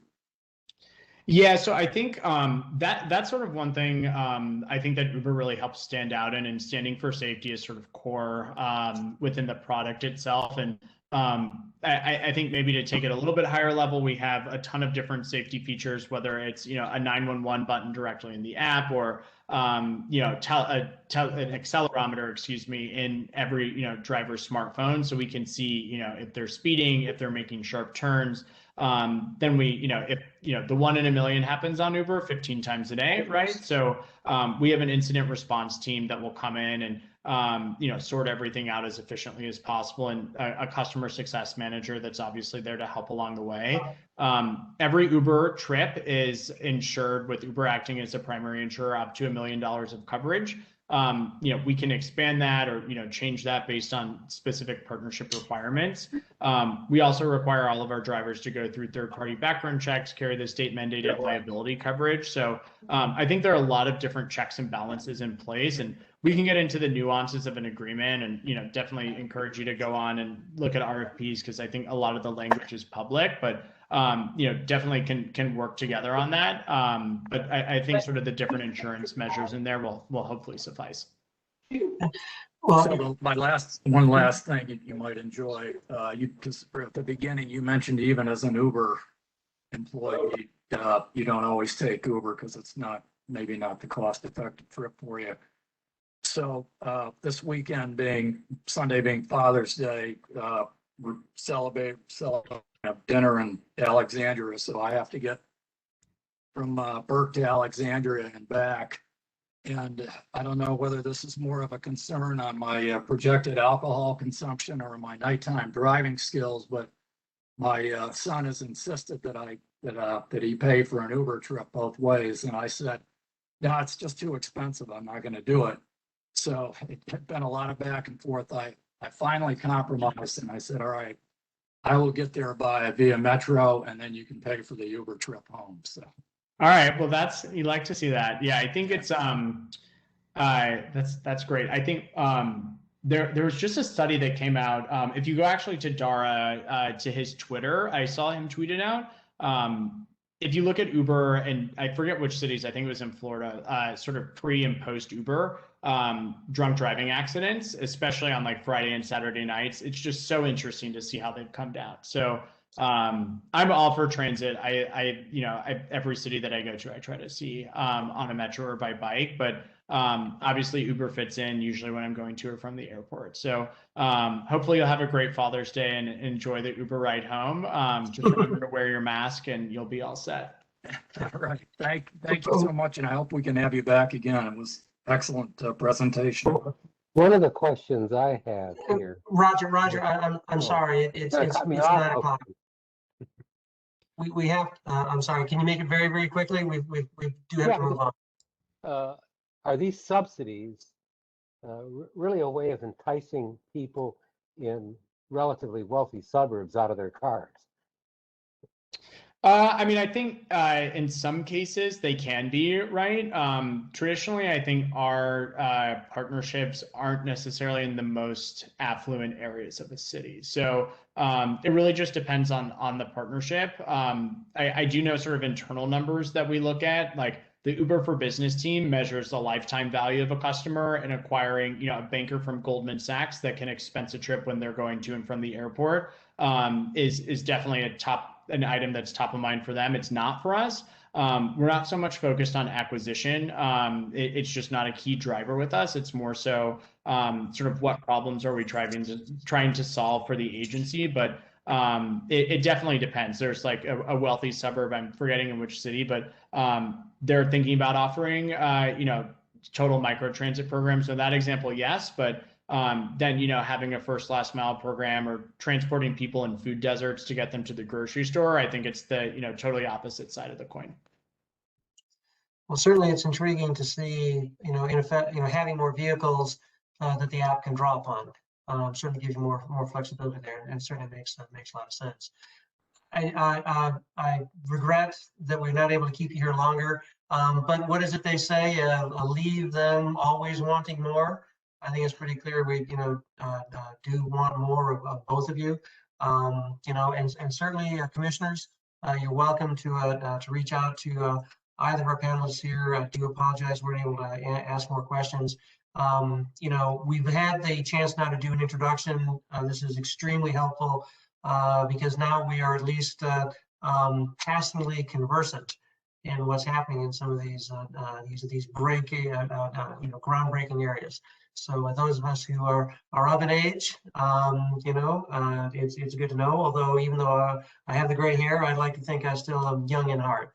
But anyway, do appreciate it, and we will certainly stay in touch and look forward to talking more. Any things you'd like to ask us about later? Again, I do have to move on now, but feel free to send an email, and we'll certainly keep the dialogue going. With that, I'm going to allow our distinguished guests to claim their lives as we move on to the safety program, the Safe Streets program there. And so if I could, I think we're going to call upon Chris and Nicole and Lauren to make a presentation again. Greg and Adam, thank you so much again, and very much appreciate the efforts, and we look forward to talking to you again soon. Mike, are you Thanks so much. here Yes. between safe streets or complete streets? Or are they one and the same? Well, let's see what the our panelists, FCF panelists have to say. Okay. Thank you for adding us to your agenda at such short notice. Do you hear me okay? Yes, we can hear you, Nicole. Okay, great. So we only have, I think, 25 minutes. So we don't have a formal presentation because I think the document was shared a couple of days ago, and hopefully you all had a chance to review. And what we really want to do today is listen to your feedback because it's a quite long document to really read through this. We would need an hour and a half. So just let me share. Can you allow me to share? Then we can. Well, while you're doing that, let me just give a little bit of background. Nicole is right, of course, commissioners. This was a late add to the agenda. We have talked about it before. In fact, we've had a number of conversations, good, healthy, productive conversations with the Active Fairfax team as they prepared for their presentation to that. I think it was the May 25th Board Transportation Committee meeting. They have another one coming up here June 29th in a couple of weeks. And now the safety plan, Safe Streets plan that they talked about before was not quite ready, is ready now. Wanted to get a chance to have commissioners have a look at it prior to the next Board Transportation Committee meeting. Obviously not the last chance for us to look at it, for dialogue to continue. We're very interested, of course, in hearing how things go, after the Board Transportation Committee presentation here. So this, commissioners, is a chance now to look at the last piece of the Active Fairfax plan that we looked at previously. So Nicole, thank you very much. And yes, this is the program plan. I know a couple of commissioners have had a chance to have a look at it, and one, in fact, in particular, has two, in fact, have sent comments in. So yes, I think we're ready for the conversation. We can go a little longer if need be. I do want to keep it, a little tight, but that's why we were forced to take off the discussion of electronic communications from this agenda, is because we wanted to be able to spend some time here. So I don't want it's not open-ended, but I also don't want to feel we have to. I'm not going to ring a bell at 9:30 and push everybody off the conversation. So back to you, Nicole. Okay. Thanks, Mike. Sure. Yeah, so as Mike said, this is part of the Active Fairfax Transportation Plan. It's somewhat of a standalone piece, so it will be adopted before the entire plan is done. It was expedited to address pedestrian and bicycle safety specifically quicker than waiting 3 years until the entire plan is done.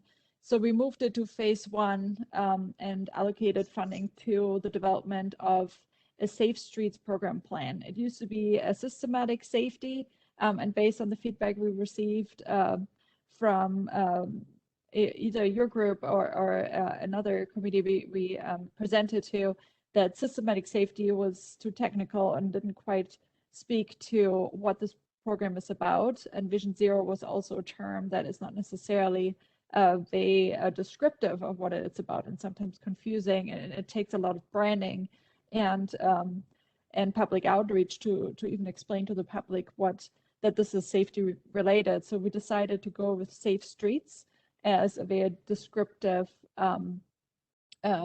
nomenclature for this plan. And we also don't call it action plan because we know Fairfax County has a lot of challenges, everything from the size of our jurisdiction to the fact that we don't own our roads. So it's really more of a program that is ongoing over many years, if not decades, until we reach a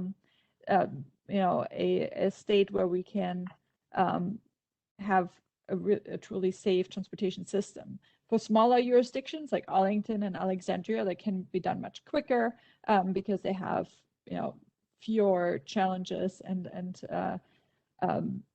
since they own their roads, they can do a lot of things quicker than we can.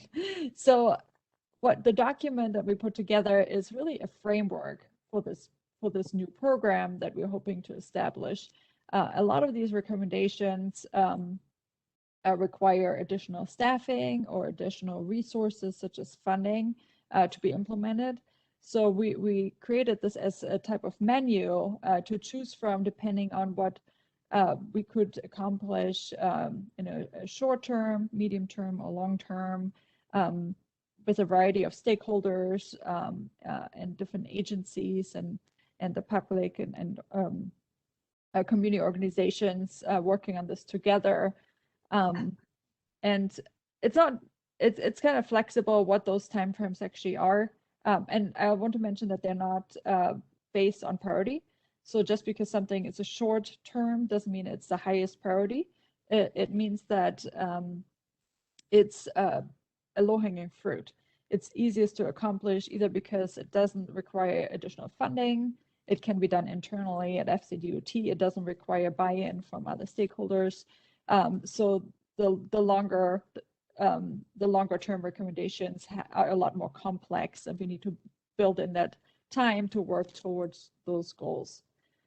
So just to give a brief review over the alphabet soup of abbreviations that are part of this. So I apologize that wasn't in the first document. We have added this now to this document because it's not, some of these agencies you may not have worked with as part of transportation, but they're all key to safety when it comes to transportation. So we have the Board of Supervisors, the Commonwealth Transportation Board, Department of Planning and Development, Department of Public Works and Environmental Services, who are maintaining our active transportation facilities.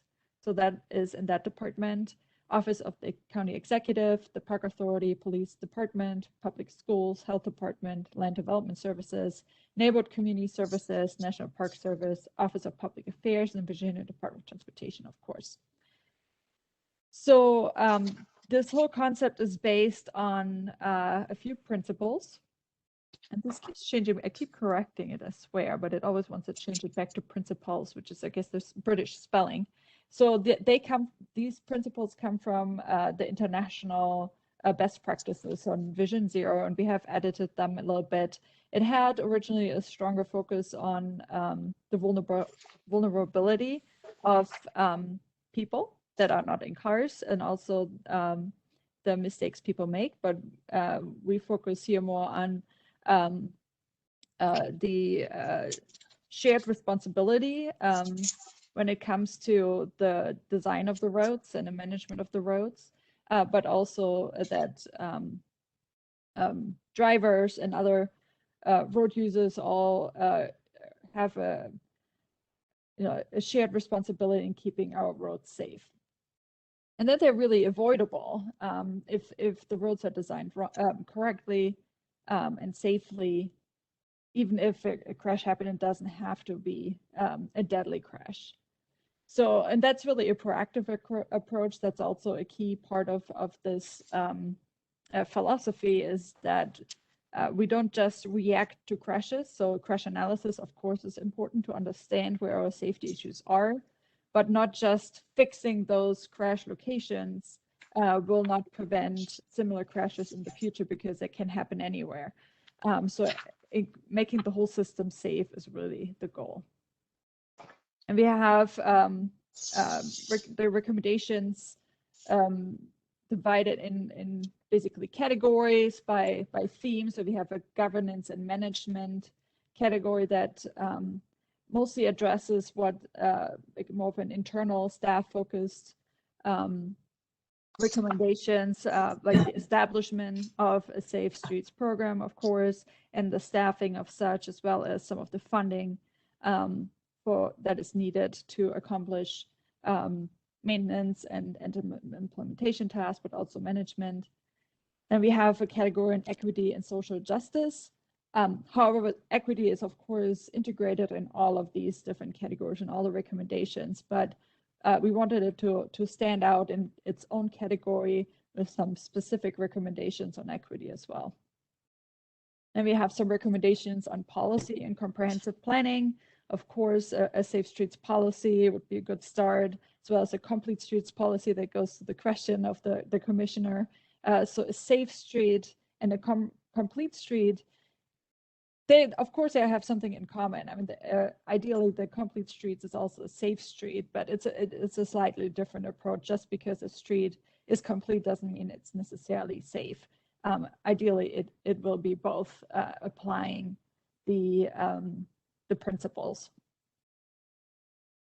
And then we have, of course, comprehensive plans that need update. I mean, we know the transportation plan has not been fully updated in a long time. And there are other transportation plan and other planning efforts that could be undertaken to improve safety, such as, for example, Safe Routes to School plans or Safe Routes to Park plans. Specifically, those programs are kind of called out separately because of the availability of specific funding for those. But also a transit access plan should be done because our crash analysis revealed that 90% of the pedestrian crashes happen within a quarter of a transit stop. And that's not just rail transit, but also bus transit. So transit, or at least the areas that are served or the quarters that are served by transit are really the ones that see most of the crashes. So that focus is essential. Then, of course, design and engineering is a big section with a lot of recommendations about how we need to redesign corridors or intersections for safety.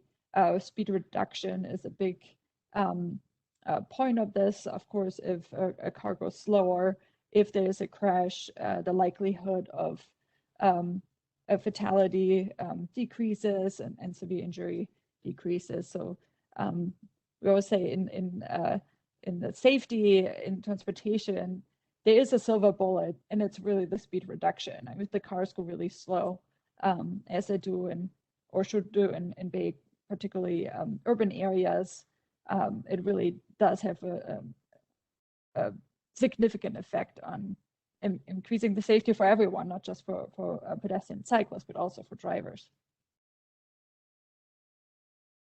And then we have a section on education. Of course, best practices in multimodal education, safety education should be a multi-pronged approach within schools, but also adults outside of in the workplace, but also outside the workplace.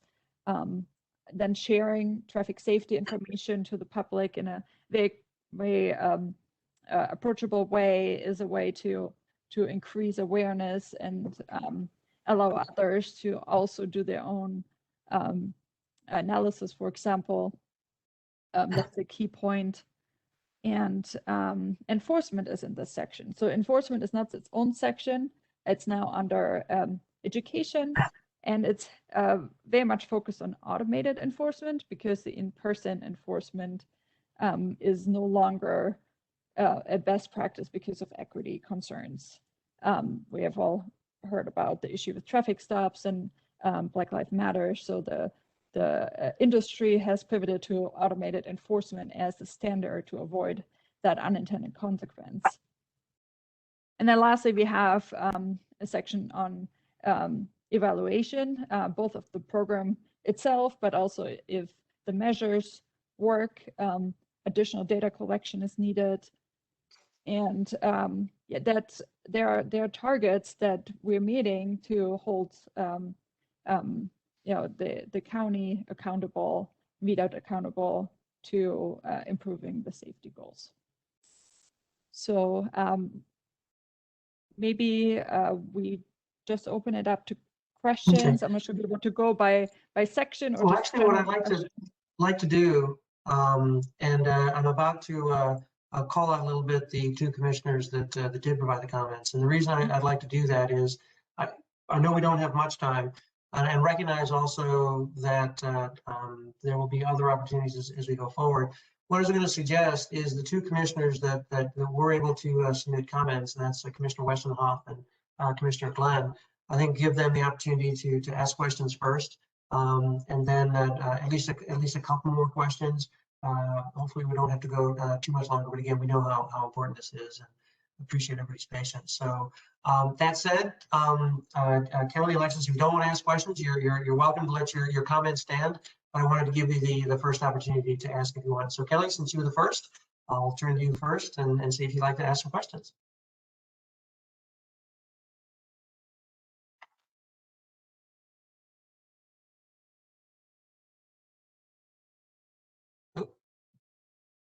Sorry, I couldn't find the mute button. There we go. Okay. You know, I don't have really anything to add if folks read my observations, and I'm sure Alexis has much more pointed and insightful comments. The one thing that occurred to me after I sent these that I wanted to add for Nicole as a question is, now that I know what all the alphabet soup means, nowhere did I see the Office of Economic Development. And if Fairfax County is trying to get, say, over the next 15 to 20 years, new employers in, and they're dealing with millennials who are future employees, that piece of active transportation that gets them out of private cars, it's important to those employees, therefore it's important to those employers. So Office of Economic Development needs to have a big part of this. And I often don't, well, I rarely see them involved with any kind of crossover. So maybe this isn't the part of the plan that they would be included, but I would urge you to put them in every conceivable way you can think about. That's a great point. I think they're still located in the county executive office. Rachel, please correct me if I'm wrong, or if they have now their own separate department, but we can call them out specifically. Yeah, it's Department of Economic Initiatives, Nicole. Okay. That's a good point, Kelly. I'm glad you brought that up. It's a three-legged stool of planning, street design, and economic development, and how they all affect each other. So that's a good point. Super. And then the only other principle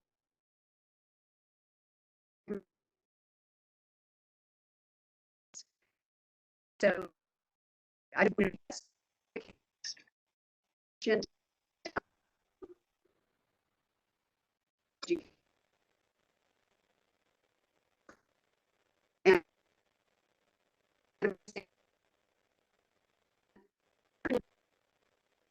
I'll fall asleep, but you get a bunch of bullets like this that are segmented.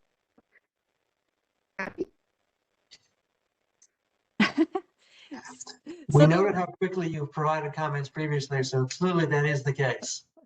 Yeah, so the narrative will explain a little bit of the story of how we got here and what we're trying to achieve, with like pretty pictures of you know, some of the crash analysis we did. So this segment will still be in bullet format, the actual recommendation. So there won't be descriptive in a long a text form, but we do need to explain what this is about to get the buy-in from the public that is not familiar with what we're trying to do, and also from political stakeholders, which are familiar, but it does help kind of set the scene. But for example, the Arlington plan, I think it's 38 pages long, and we're looking at the executive summary as our kind of, you know, target of what this will look like. So short and sweet. Maybe 10 pages, I don't know, something like that. So don't worry. But to address you, I had trouble hearing your question about the driver's ed program. So I saw that comment and I added your recommendation there. I actually did look at the driver's manual, and it seems to be fully up to date with the news laws, and it has a segment in it. But it sounded like you're more concerned about the actual practice of practicing driving around a person. Is that what you're, like, on a bike or as a pedestrian?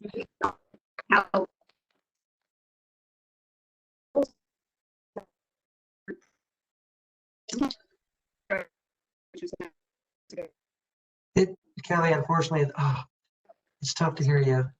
Sorry. Yeah, maybe turn off your video. That may help with the bandwidth, so we can hear the sound at least. Yeah, that's true. The video is clear, but yeah, the sound is broken up. Not so bad. Are you still there? Oh wait, that's better. That sounds better. Yeah, it's still broken up a little.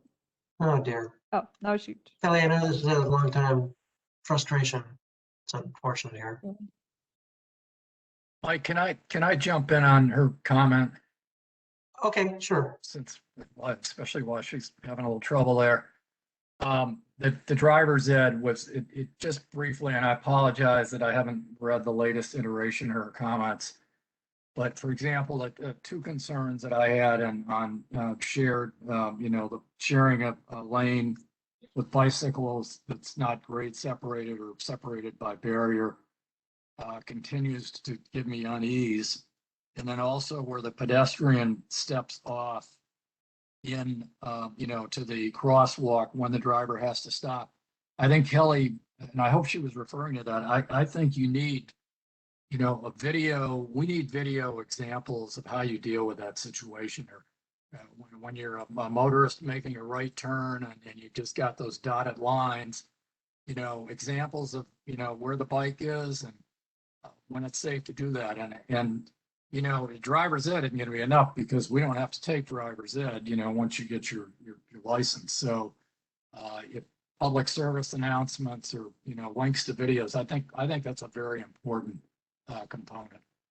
And the other comment just quickly was, and this kind of was all I had to say tonight on this, was that your thing on enforcement, I'd be a little careful on that. I mean, I think, red light cameras, that's one thing, and that's pretty obvious that you've committed the infraction, and it's hard to argue about that. But speed, automatic speed, I think in enforcement, a lot of people would consider in DC that's just a big revenue enhancer. So I think I would be ready for a lot of pushback on that, and even take exception with using the Black Lives Matter as an example on speed. And I think when they're doing a speed trap, I'd really be hard pressed, at least in Fairfax County, to say, there's racial profiling there. I might be wrong, but I would take exception to that. That's it. Okay. I think there was a case in Fairfax County that made where that was the case. So it's just something we need to Be mindful be of. carefully, be very mindful, and we try to follow best practices too. So nationally, the best practice is moving away from traffic stops because they don't really enhance the safety, as well as because they're very sporadic, and you pull maybe a couple of people over, but the automated enforcement is always there, especially if it's a permanent speed camera in a school district area, for example, or in a high collision location, and there's data that shows that has improved the safety. There are definitely speed cameras. They are placed in locations where the public could think, okay, what's the sense behind that? But what I've also seen, I think it's in Maryland, they have a big sign. I think when you enter that area, that counts opium deaths. And that I thought that was maybe an interesting combination of having a speed camera and then a sign that says this many people have died on the street or at this location up to this date. So there are ways to use it as an educational instrument, not just enforcing the speed or getting revenue. And I don't think the police is actually getting that revenue. It goes to other cases. So there's a separation. Yeah, I don't want to belabor it. I think you should be aware that of the pushback on that, and I'll leave it at that. So thank you Sure. very much for responding on it. Appreciate that. Yeah, I mean, if people would go the speed limit, they wouldn't need to worry about that. We So would, yeah. Kelly, are you back up on the net, so to speak? Oh dear. Okay. Well, sorry. Commissioner Glenn, Alexis, would you like to ask a few of your questions or make a few of your comments? Because I saw you had a few there. Sure. Yeah. Good evening. Thanks, Nicole, for being here, and Todd and Rachel. And I apologize that I didn't send my comments out sooner for folks to review. It was very close to meeting time when I got to wrapping up my comments. So just Calvin, Mike, and Nicole have them at the moment, but I'll touch on just a couple overall. I agree with Kelly, the table with short bullets just makes it so much easier to digest. So I appreciate that. And I would definitely encourage as much as you can to make it as much plain language and simpler, get your editing pens out and, as much as you can, just make the language succinct so it's easy for folks to understand and digest. I was very encouraged by a lot of the policies and recommendations that you put out there. So I hope that they're adopted. My comments, I'll touch on just a couple. I do think, you mentioned the complete streets and the hesitancy, I think, to not use that phrase, at least as the title. I do think it's a more well-known and well-understood concept, and I think it's a concept that we should in Fairfax County drive towards. It's not just, complete streets just encompasses so much. I think that we should want to achieve, it goes towards road design, it goes towards slower speeds, it goes towards street trees, it goes towards walkability. It really, like, the concept just really encompasses everything. So that was one comment. I think the principles that you have on the first page, I think should perhaps focus more on road design and speed reduction. And I think the principles that you showed tonight they look different than the ones that I reviewed earlier. So I don't know if my comments are still address what I saw before, but in general, I just think that we need to look at it from a perspective of that these traffic injuries and deaths are preventable. Our road design can address it, and we can address it through design and through speed reduction in general, as an overarching through all of these different categories.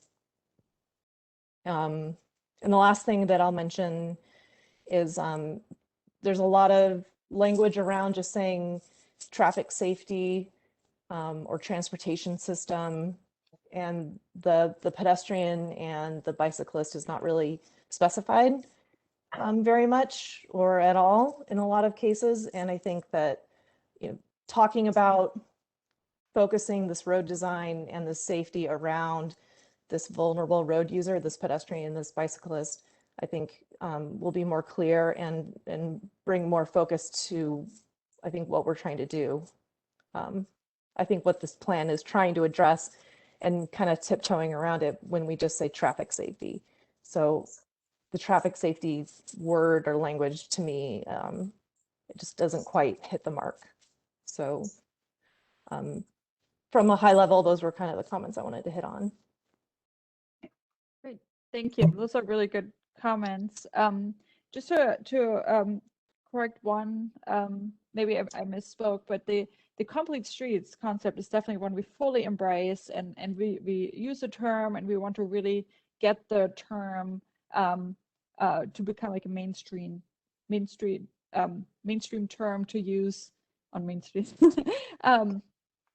So that term is not problematic. It's Vision Zero that has shown to be sometimes difficult to communicate. We just had a Vision Zero kind of peer summit with some Virginia jurisdictions, and Alexandria actually pointed out that they appreciate that we're going this route because they adopted their Vision Zero plan years ago, and they really struggle explaining the concept, because when people hear Vision Zero, they're thinking, they need glasses or something. It's not made descriptive in its language, so that's why we just want to go straight to the point.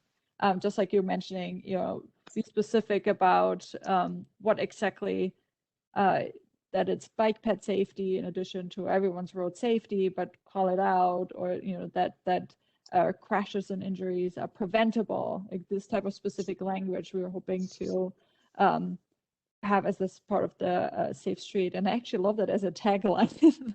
Safe streets, injuries and crashes are preventable, or fatalities are preventable, something like that would, I think, really drive the point home what this is about. And then we can actually focus on educating about the different things we're trying to achieve and what people are supposed to do when they're out there on the street, and what we as engineers and planners should do, instead of arguing over terminology of the program, or having too much resources and time spent on explaining the branding and what Vision Zero is.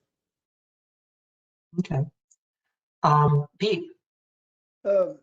One, this is music to my ears in so many ways. The idea of complete streets, making main streets, is something that in the Mount Vernon district is near and dear to us. So thank you everybody for where they've come to. But one thing that always bothered me when we talk about active Fairfax, I had no idea really what that was until I actually sat in some of these meetings. So it's great to say active Fairfax, but the Safe Street or a Complete Street program, whichever way it should be titled, I think it's clearer than just Active Fairfax. It comes down to making the bullets more popping out and tell you what it's about, because Active Fairfax to me could be anything. But Safe Streets, Complete Streets is clearer. And I think it was Kelly was talking about underpasses and such on Richmond Highway. In theory, we'll get 2 underpasses, one at the Doe Creek and one at Little Huntington Creek. So that's a good thing, but there's lots of places where you have undercuts of the highways that could be underpasses for pedestrians. And using Richmond Highway as an example, if we built a bridge over US 1, which would be, Richmond Highway, 8 lanes or 10 lanes, it's something like 15 to 20 million bucks for an overpass. Underpass can be done, at least on Richmond Highway, for about 5 million. So cost-wise, underpasses make a lot of sense. And it might be in there, but funding, I would get Fairfax County legislative people to go after some of VDOT's money that is for road, and get some of that, even in the beginning, a couple pennies to help fund some of this stuff. Let's see.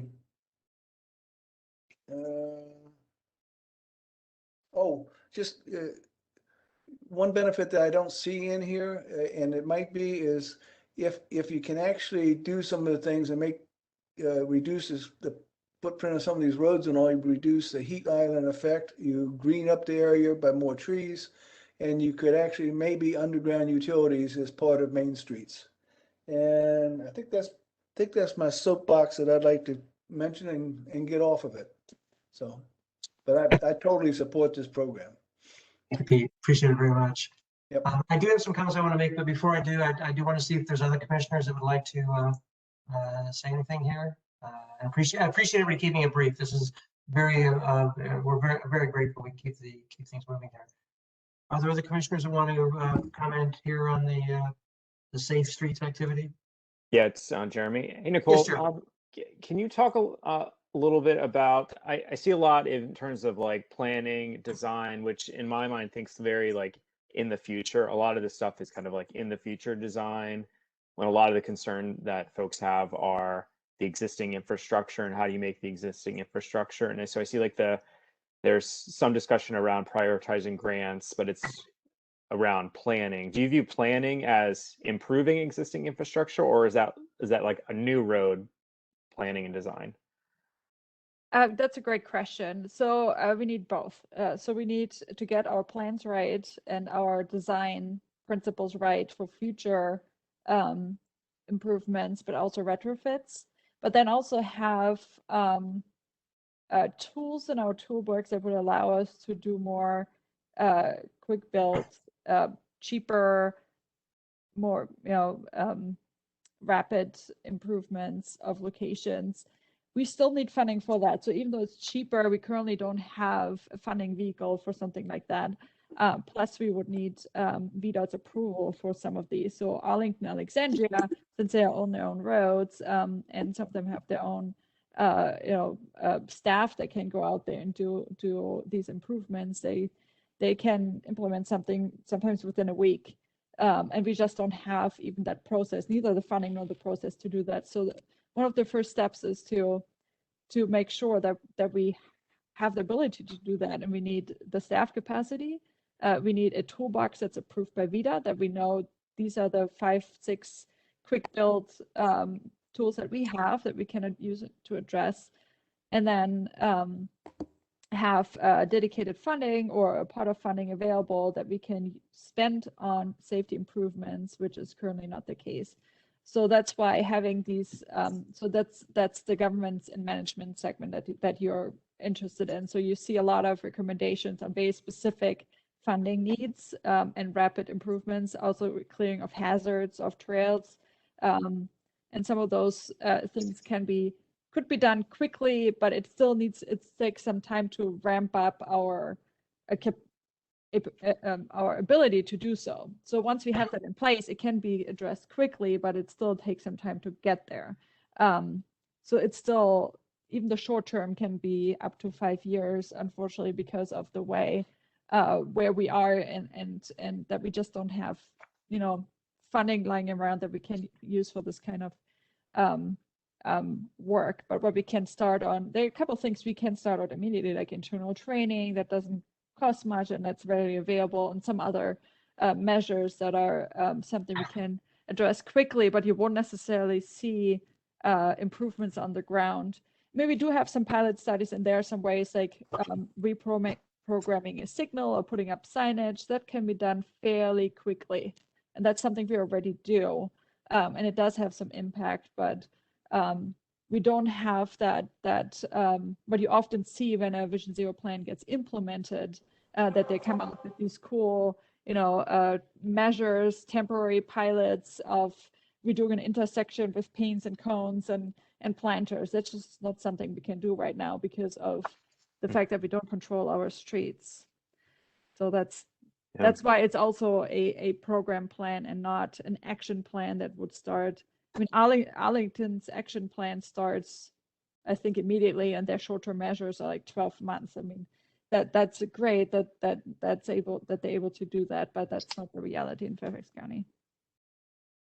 Thanks. And quickly, the second question I had was, I had originally viewed the systemic plan as like identifying the areas with the greatest need, and I think this is better than what I originally had in my head that it was going. But it seems like there's still kind of an issue on the data collection and identifying how you prioritize those areas. We tend to prioritize them based upon the accidents that happen in those areas versus people. I hear all the time people not walking to the metro because it's unsafe. Well, you never get the data because you never get the walkers that would encounter a certain pathway because they feel like it's unsafe. How does this address that data collection? How do you prioritize those issues? Sure. So we have done, and that would have been its own presentation, we've done some safety analysis to identify the high risk corridor, for example, or high risk locations. So we for pedestrian and cyclists, and those are not the same location. So it's important to do that in separately. And the county has already done this for cars. So we know where the high risk corridors for vehicles are and locations. That tells us where the actual crashes were. It doesn't count crashes that weren't severe enough or didn't cause property damages over or under $1,500. So there are a lot of crashes that we don't even know about. So that's a big gap in the data.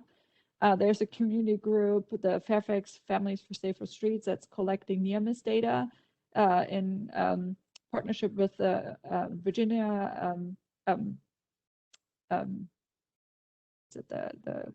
Virginia TAC, sorry. Yes. So they have an app, I guess, or a website that people can enter data in of an event they felt unsafe or something nearly happened, but they would like to report it to prevent something from actually happening. So that's ongoing, but we can also do something similar. So one of the recommendations is to have an interactive map where the public can go and report these kind of things in a geographic way, so others can see that same information instead of just submitting it into a database. And that way we can continue to gain that data. But there are always equity issues with that. I mean, there's a specific demographic that reports, and there's our most vulnerable that don't necessarily report this type of stuff. So there's data needs, and that's part of the evaluation section. And yeah, for sure, a really good point. Well, appreciate that. Pete, very quickly, if you could. You're muted. Still muted. Double muted. No, I'm not. Now you know. There you go. Only single muted. Okay. Under your stakeholders, I see you talk about public education and outreach at the very end, but I'd like to suggest you consider talking or considering some of your stakeholders as maybe solid district, land use committee, things like that in Mount Vernon Council's area, because those are people that can really help you with this outreach and education, and maybe give you some good ideas. Like, you know, you're bouncing off the TAC right now. They could probably give you specifics in their area. So it might be some stakeholders that you might want to include. That's a great point. If I could, we're getting a little later here. I'm going to just make a couple comments, please. You know, if there are commissioners who want to ask other questions, there, as I said, there will be opportunities. Please do submit your comments in writing, and we know Nicole's going to look at them. There's still a chance for her to you know, consider some of those as we go forward. And again, we look forward to talking more again, and we'll talk about when we do that a little bit later. But the comments I just wanted to make is, one, I really appreciate, Kelly, you talking about economic development there. It is important to include. It's also something, and I'm going to channel the TAC for just a minute. It's something we talked about in our offsite, the importance of looking at the economic activities as we make transportation recommendations, considerations. So that definitely fits in with what things we've talked about before. Another is, quite honestly, sort of the integrative, holistic type thing that we're going to try and do. When we talked about sort of addressing issues as one of our principles there, you know, the TAC has been explicit about trying to look at things holistically from lots of different perspectives, and we see a lot of that here. But also we still see some evidence of stovepipes. Some of that could be transitional. You know, setting up a group to do this and a group to do that. Equity is another thing that needs to be sort of embedded in. And we know we want it to be, we know you want it to be, the county wants it to be sort of embedded in what's going on. My personal view is I don't mind, I think it's appropriate actually to highlight these things in the beginning to sort of make sure we don't forget, you know, about setting up activities and doing activities. Hopefully, so down the road, and hopefully not too far down the road, it is really embedded in what we do. It is just another you know, thing that we do. But I wanted to sort of mention that as sort of a goal, because we have to be mindful of that, because just if we're not careful, we put it out there and we just focus on that one little thing, and then that's the one little thing we focus on. We don't look more broadly. So I encourage you to continue doing, which I know you are, which is to look more broadly. The last comment I wanted to make was, well, actually, just about outreach, and that is that this is something that perhaps the TAC commissioners can help with. We've often been involved in the past, not so much recently, in helping to socialize activities in our magisterial districts, almost certainly in cooperation with our sponsors, our supervisors. So, you know, it's not just a case of suggest to Nicole, it's also please think of ways we can help. Groups we can take conversations to, or even open a door and be there standing off to the side of the room when we have live meetings again, as Nicole or somebody is making presentations and things like that. So that's kind of a shared thing that we can do.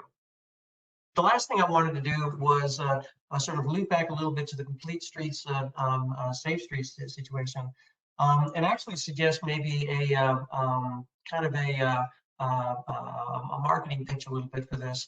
And what it grows out of is the idea that to be safer, you need the cars to be slower. And what's one of the big elements of complete streets? We're making the cars go slower. We're putting speed limits adjustments, but even more than that, you know, putting planters, parking, all these sort of things to slow up the cars. So I think what we can say is that, and to sort of put it in a wider perspective, and then to focus on, I think, what the essence is of what we're potentially doing here. Not all streets are going to be complete streets, but complete streets are safer streets.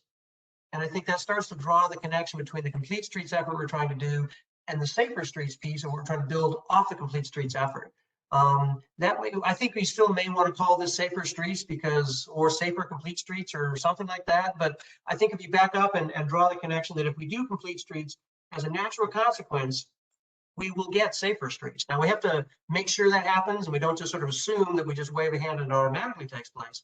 But I think that's a direct connection that we can make and tie very closely to the complete streets word, a moniker that we're all trying to build around. So I would offer that to you as a suggestion. way to talk about it. And, you know, in a title or in you know, sort of an introduction line or something like that, because I think that helps set the tone a little bit, because what was one of the first questions we got? Complete streets and safe streets. So I would just suggest that. With that, Mike.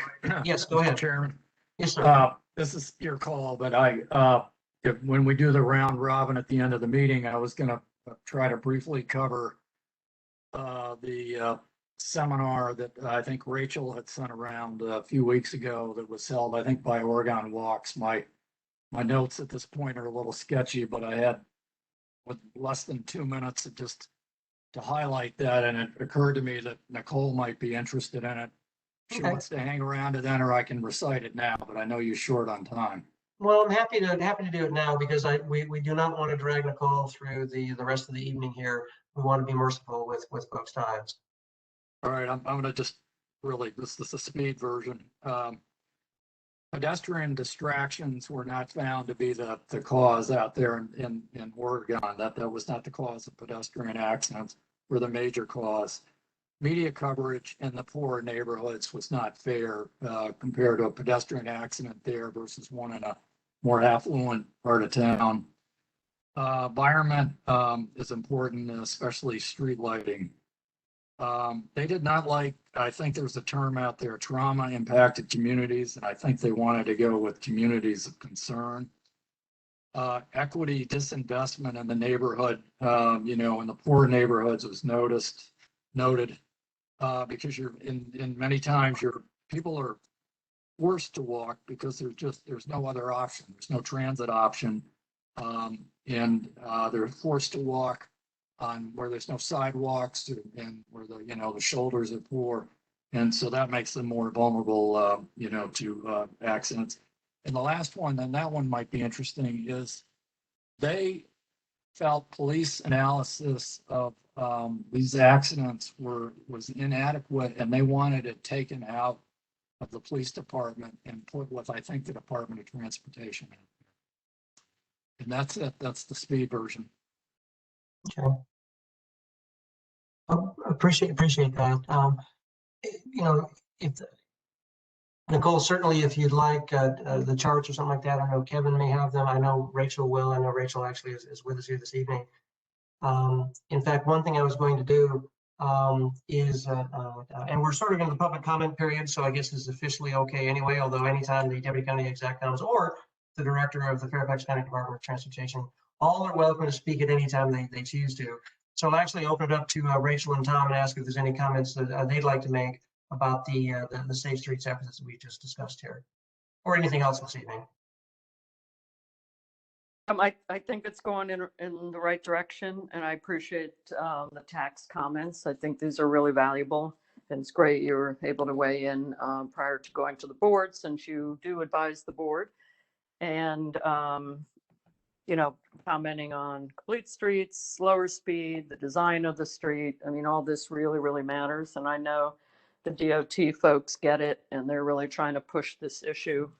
And we have to have VDOT come along with that as well, since, as I think Nicole said earlier, they own our streets and roads.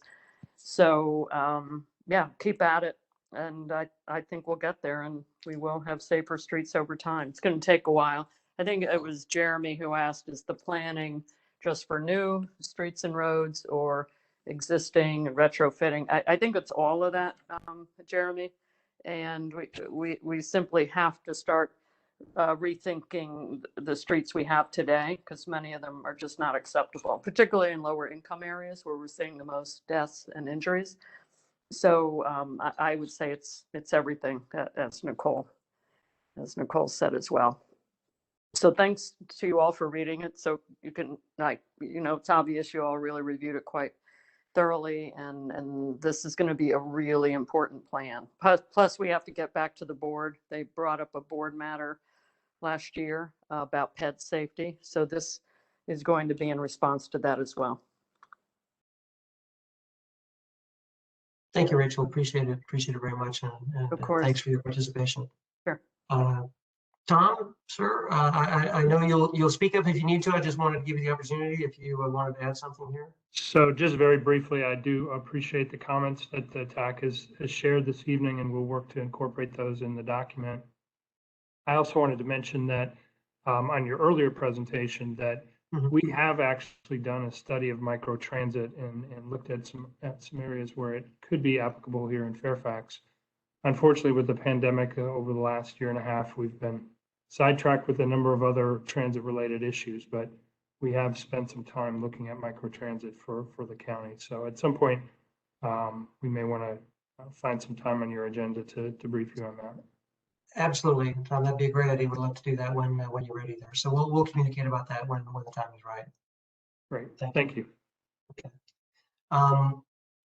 One thing I would like to do is I'm going to jump ahead a little bit in terms of sort of the July meeting planning a little bit, because what I'd like to do is, as I mentioned at the beginning, FCDOT, we will be presenting the Safer Streets Plan here to the BTC on June 29th.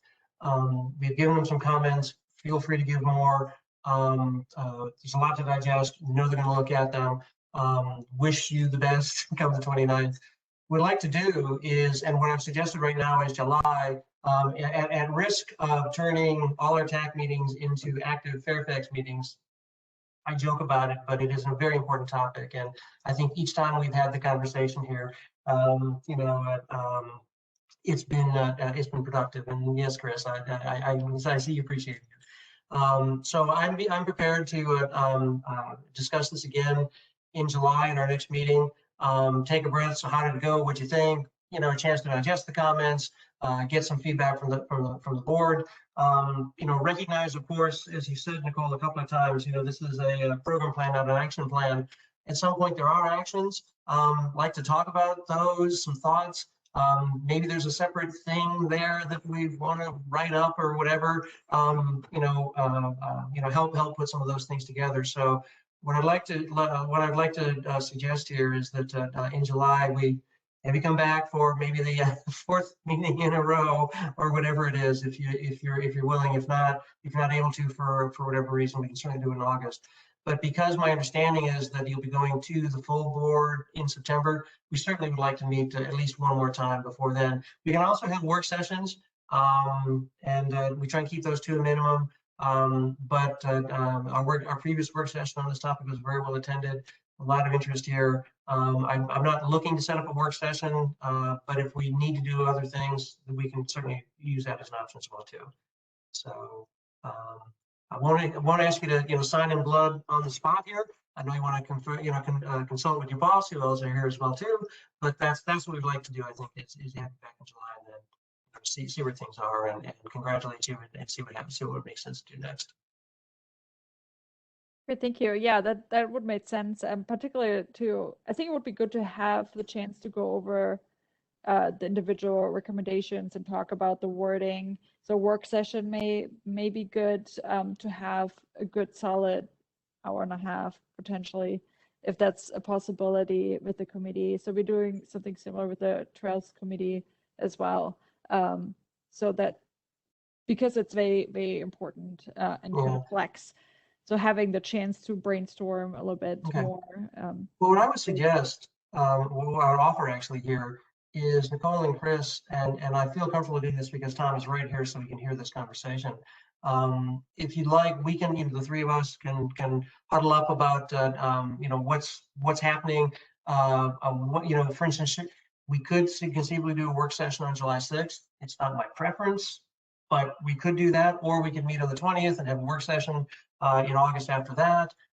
So think about what you'd like to do, and let's just talk about it. Let's just talk about it. I know Tom will sort of give you ultimate marching orders, of course, but I will be as flexible as need be to do whatever you need to do to help pull this together. Okay, thank you. Okay, all right. Okay. Well, with that, I think I want to thank Nicole, Chris, And Lauren, I know you're here. You're always sort of on the ready, ready to answer questions. We gotta do a better job of finding something to get you to answer or two. So next time we're gonna have to find that key that unlocks your answers there. But know you've been involved in the team too, and really appreciate your efforts and your contributions.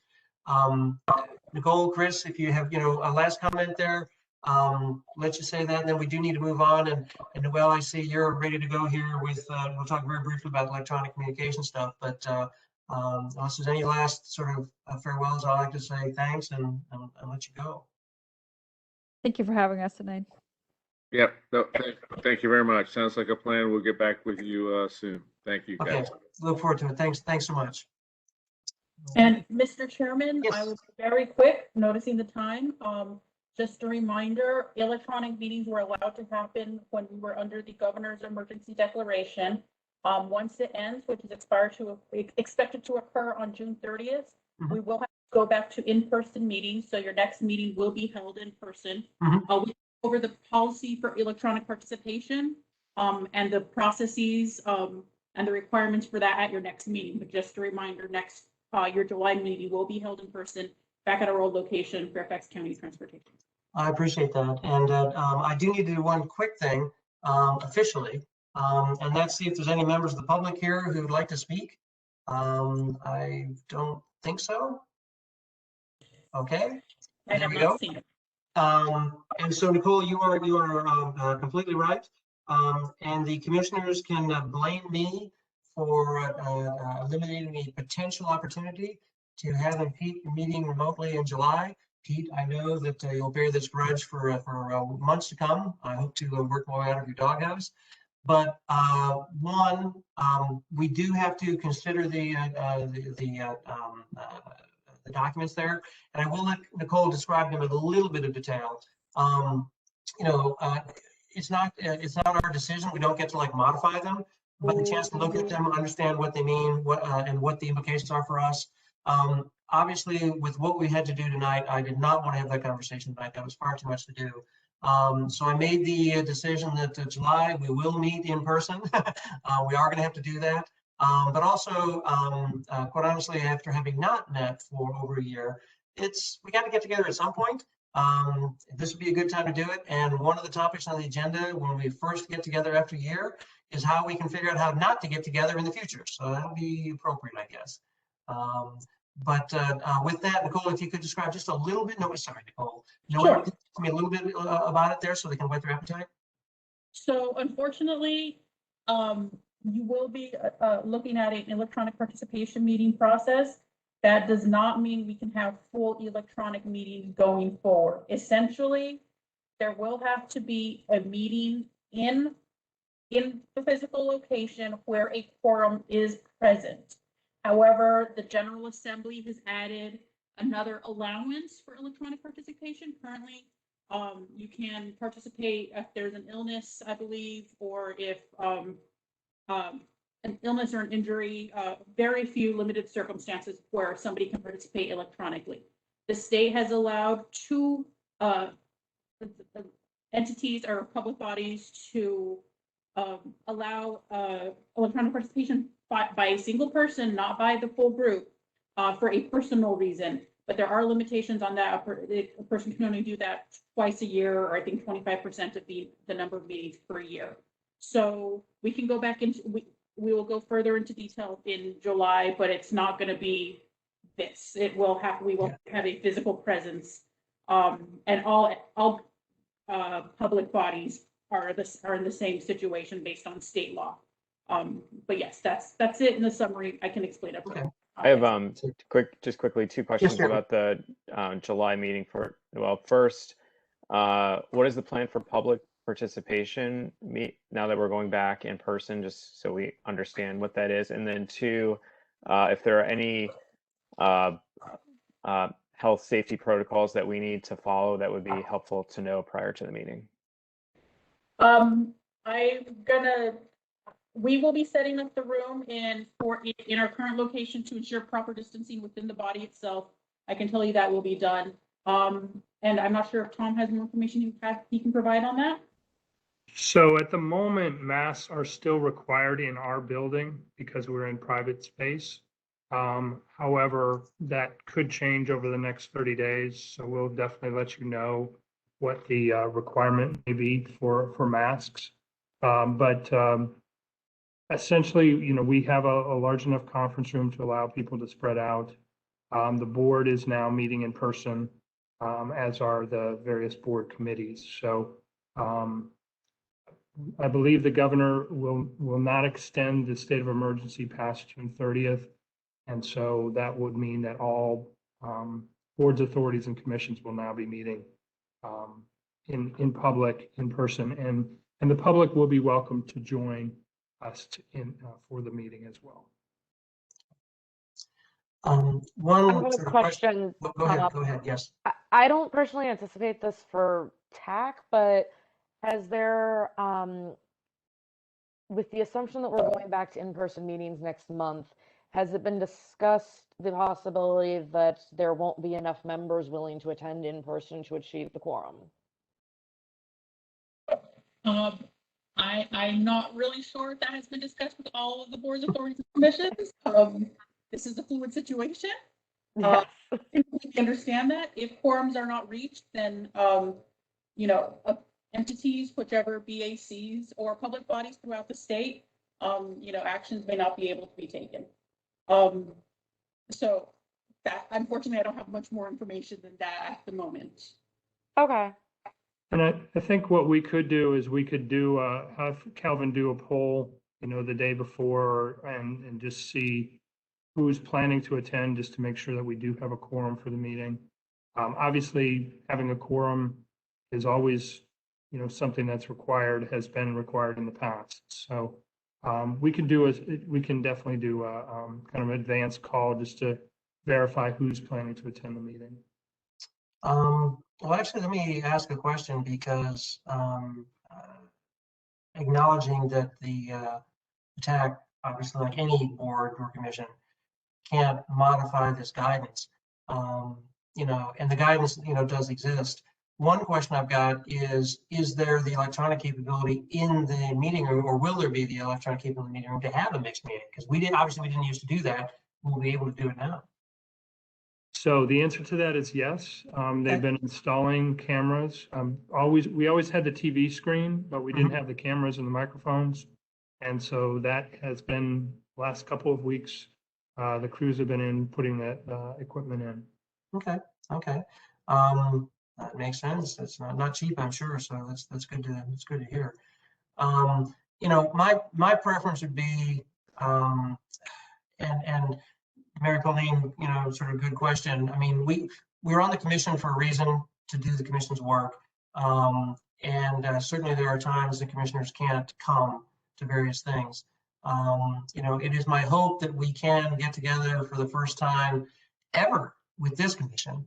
But certainly as the commission itself and since March of 2020, because I think that obviously you also can't control when you're sick, but you know, if there are family emergencies, those can be, you know, perhaps scheduled. So what my hope is to really sort of look more carefully at the guidance. You know, I can't rule out a commissioner not being able to make it, because it's up to each individual commissioner as to whether they can attend or not. Nicole, I don't believe the commission needs to act on anything to be able to, you know, to do that hybrid in July if we wanted to.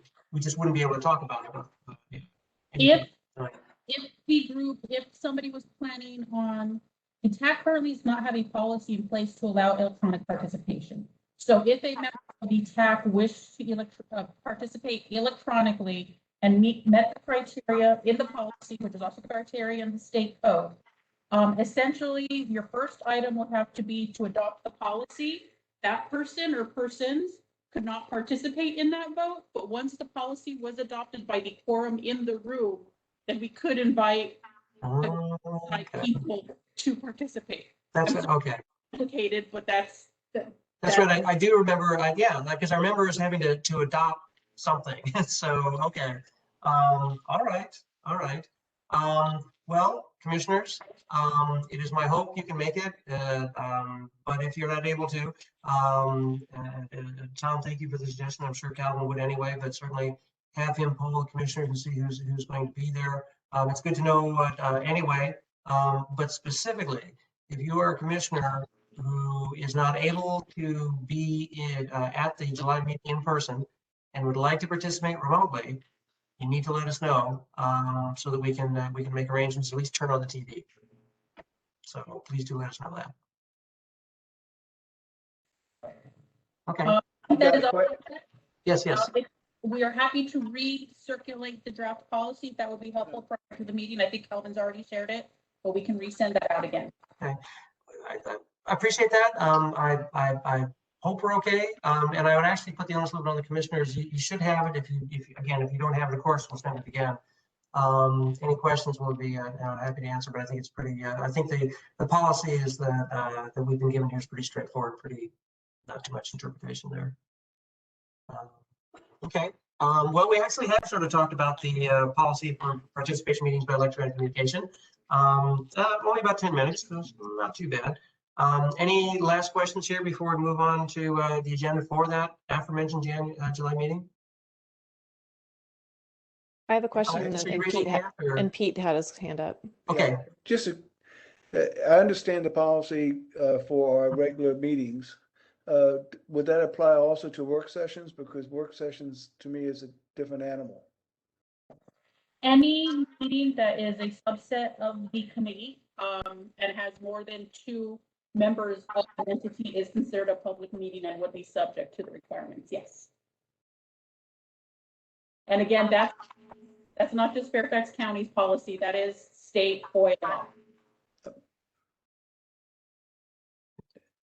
You know, down the road, perhaps, and I don't mean down the road like August or September. You know, as the policy is put in place, we may find there are other groups and people in various places who would like to be more flexible. That sounds like it would require state law changes. Well, we just happen to be talking to the person here who is involved in the legislative package. It's not her decision what to put in there. My point is that if that's something that the county wants to pursue, and we want to be part of the county pursuing it, or we want to encourage the county, we can certainly do that. I will point out as the TAC, you know, we've long talked about teleworking and transportation demand management. That's nice, but certainly those to me are conversations for down the road. Right now, for the foreseeable future, I don't know how long that is. To my mind, at least through the year. The policy is the policy. And we'll see how it works. We'll see how it goes, as everybody else will, and then take stock after that and work through any appropriate channels if we want to try and raise the issues there. Does the policy specify the specific location? Meaning, do we always have to meet at the Central Fairfax Government Center, or can we rotate possibly to the South County Government Center, to a North County location, so that we're not always necessarily required to travel to a location for some of us that's difficult to do by transit or by other modes of transportation other than a car?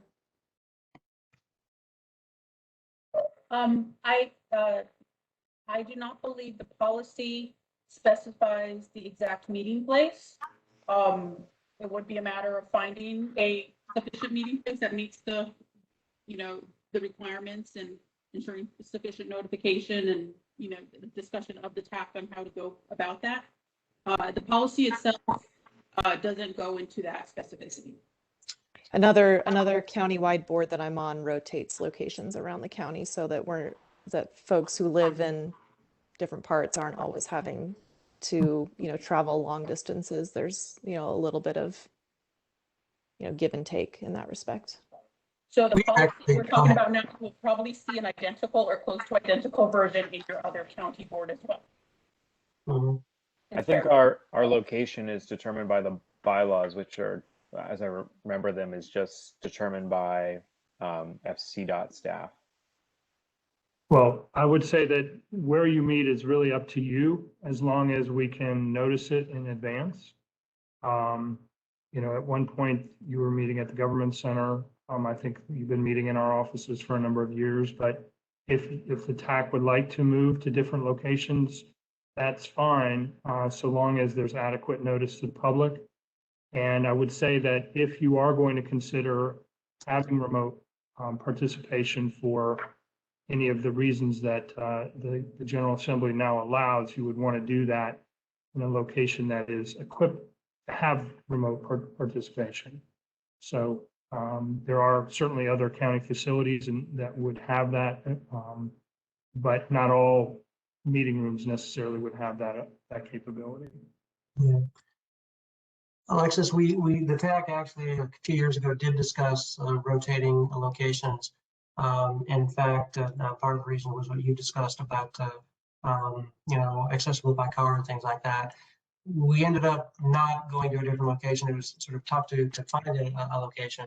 We certainly could do that again, and going to different parts of the county with the eye perhaps to maybe having some members of the public who live nearby, come join us. So yes, we can absolutely consider that. One thing I keep thinking of things, I apologize, but members of the public, are they able to participate remotely even as we participate in person? They have to be in, that's right, they have to be in person, right? They are not able to participate remotely.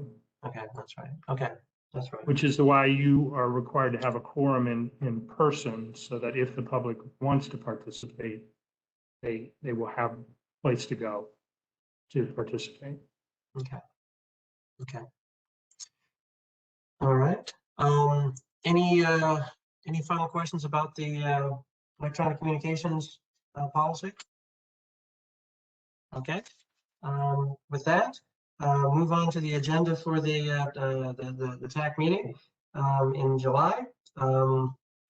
We've got one item already, I think, with a high degree of confidence. The active Fairfax transportation plan.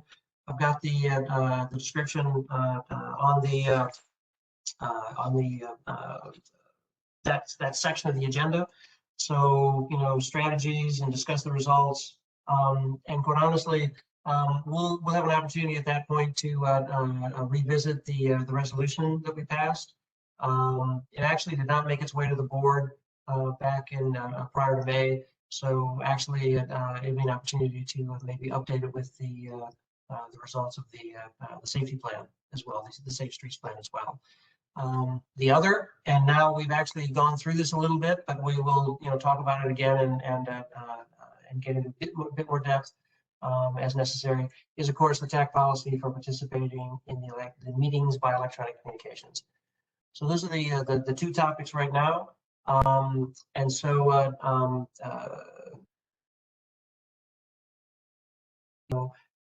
for other things, we've got surveys and things like that. One of the things that I will mention, and this is it is that we've talked about having a conversation with board supervisor transportation age. I don't want to do it quite that soon. Certainly, as we get into maybe in August or the fall, we'll be able to do that. And while this is something that I was going to mention in my chair's report, I will mention it now because it is a factor for scheduling. You may have noticed that the other meetings, our presentation to the Board of Supervisors has been deferred. We were scheduled for October 12th, and now we're off the calendar. So not sure when we'll be on there next. And so, I definitely would have wanted to meet with the Board of Supervisors, transportation aides prior to going to the board. I still want to do that, but now the timing is a little bit more flexible. I myself am going to be meeting with Supervisor Faust in about 10 days or so, and I'll talk to his transportation aide. And of course, Shamali Hoth is Mr. Alcourt is another good point of contact for us because, of course, working for the BTC chair, and obviously a close colleague of Kelly's there. So that's what we've got for July. Are there other topics perhaps that commissioners would like to see at the July meeting, or even suggest things for consideration? Mike, Yes. I would just vote to move the Mosaic District connected autonomous up sooner than later, or at least before winter arrives. Okay. But I think we all have an interest in that. Okay. It'd be nice to do, well, will be in the evening. Well, actually, those could be during the day. You know, the risk in the summer is you could be, you know, oppressively hot. Certainly come September, October, I think we're at, you know, probably we're more sure of good weather. But I tell you what we'll do is let's look at the, what may be going on with the Mosaic District there and see if there's any milestones or events or things like that that might make sense to coordinate that best. Thank you. Okay, thank you. Thank you for the suggestion. Okay. Without any other comments, I'll move on to the chair's report. One, I've already talked about the one topic there, the Board of Supervisors, update to the Board of Supervisors has been delayed. The other, and it was just touched upon briefly, our bylaws have been approved now by the Board of Supervisors on June the 8th. So we're operating under approved official bylaws. Congratulations. And with that, that's what I have right now. And we'll now go round robin through the commissioners in the same order that we did to open the meeting. So the first one is Kevin, Braddock District. I know you did one topic. You're welcome for another if you like. No, but if I could impose on you and Tom after the meeting very briefly, if you could stay on. Okay. I guess we can turn the recorder off at that point. Yeah, after the meeting. It'll be very brief. Okay, I'm happy to do that. Thank you. That's all I have. Okay. I certainly don't have anything. Kelly, any comments you'd like to make? I've got nothing, but thank you. Thank you. Roger. I'll pass tonight. Oh, okay, Roger. Pete. Pete also passes tonight. Okay, thank you. All right. Alexis. I'm all set for tonight. Thank you. I like it. Okay. Jeremy, and as I call on you, I have to note your presence there, being in the very city mentioned by our panelists in the beginning. Clearwater, Florida, apparently a hotbed of on-demand mobility. There you are on that topic. I don't know how you did it, but good job. Who knew? Who knew? And with that, nothing for me. Thanks. Thank you. After that, you've done enough. I'm done enough. I'm done. Okay. And that we now move to our vice chair and ask her if she's got any comments. And if not, we'll give her the honor of making the long anticipated motion to adjourn. Mary Pauline? Trust me, I'm quite happy to make the motion to adjourn. Second. There's been a motion to adjourn, seconded. All those in favor of the motion to adjourn say aye. Aye. Aye. All those opposed say nay. Hey, thanks to Nicole and Noel. I'm Yes. sorry for subbing for Calvin. Excellent. Thank you. Very good. Noel. Absolutely. Very, Good very good. night. Appreciate it. Yes. With that, we are adjourned at 10:22. I'll hang on for a little bit here. Thanks everyone for your participation as always, and we'll be in touch. And have a good 4th of July.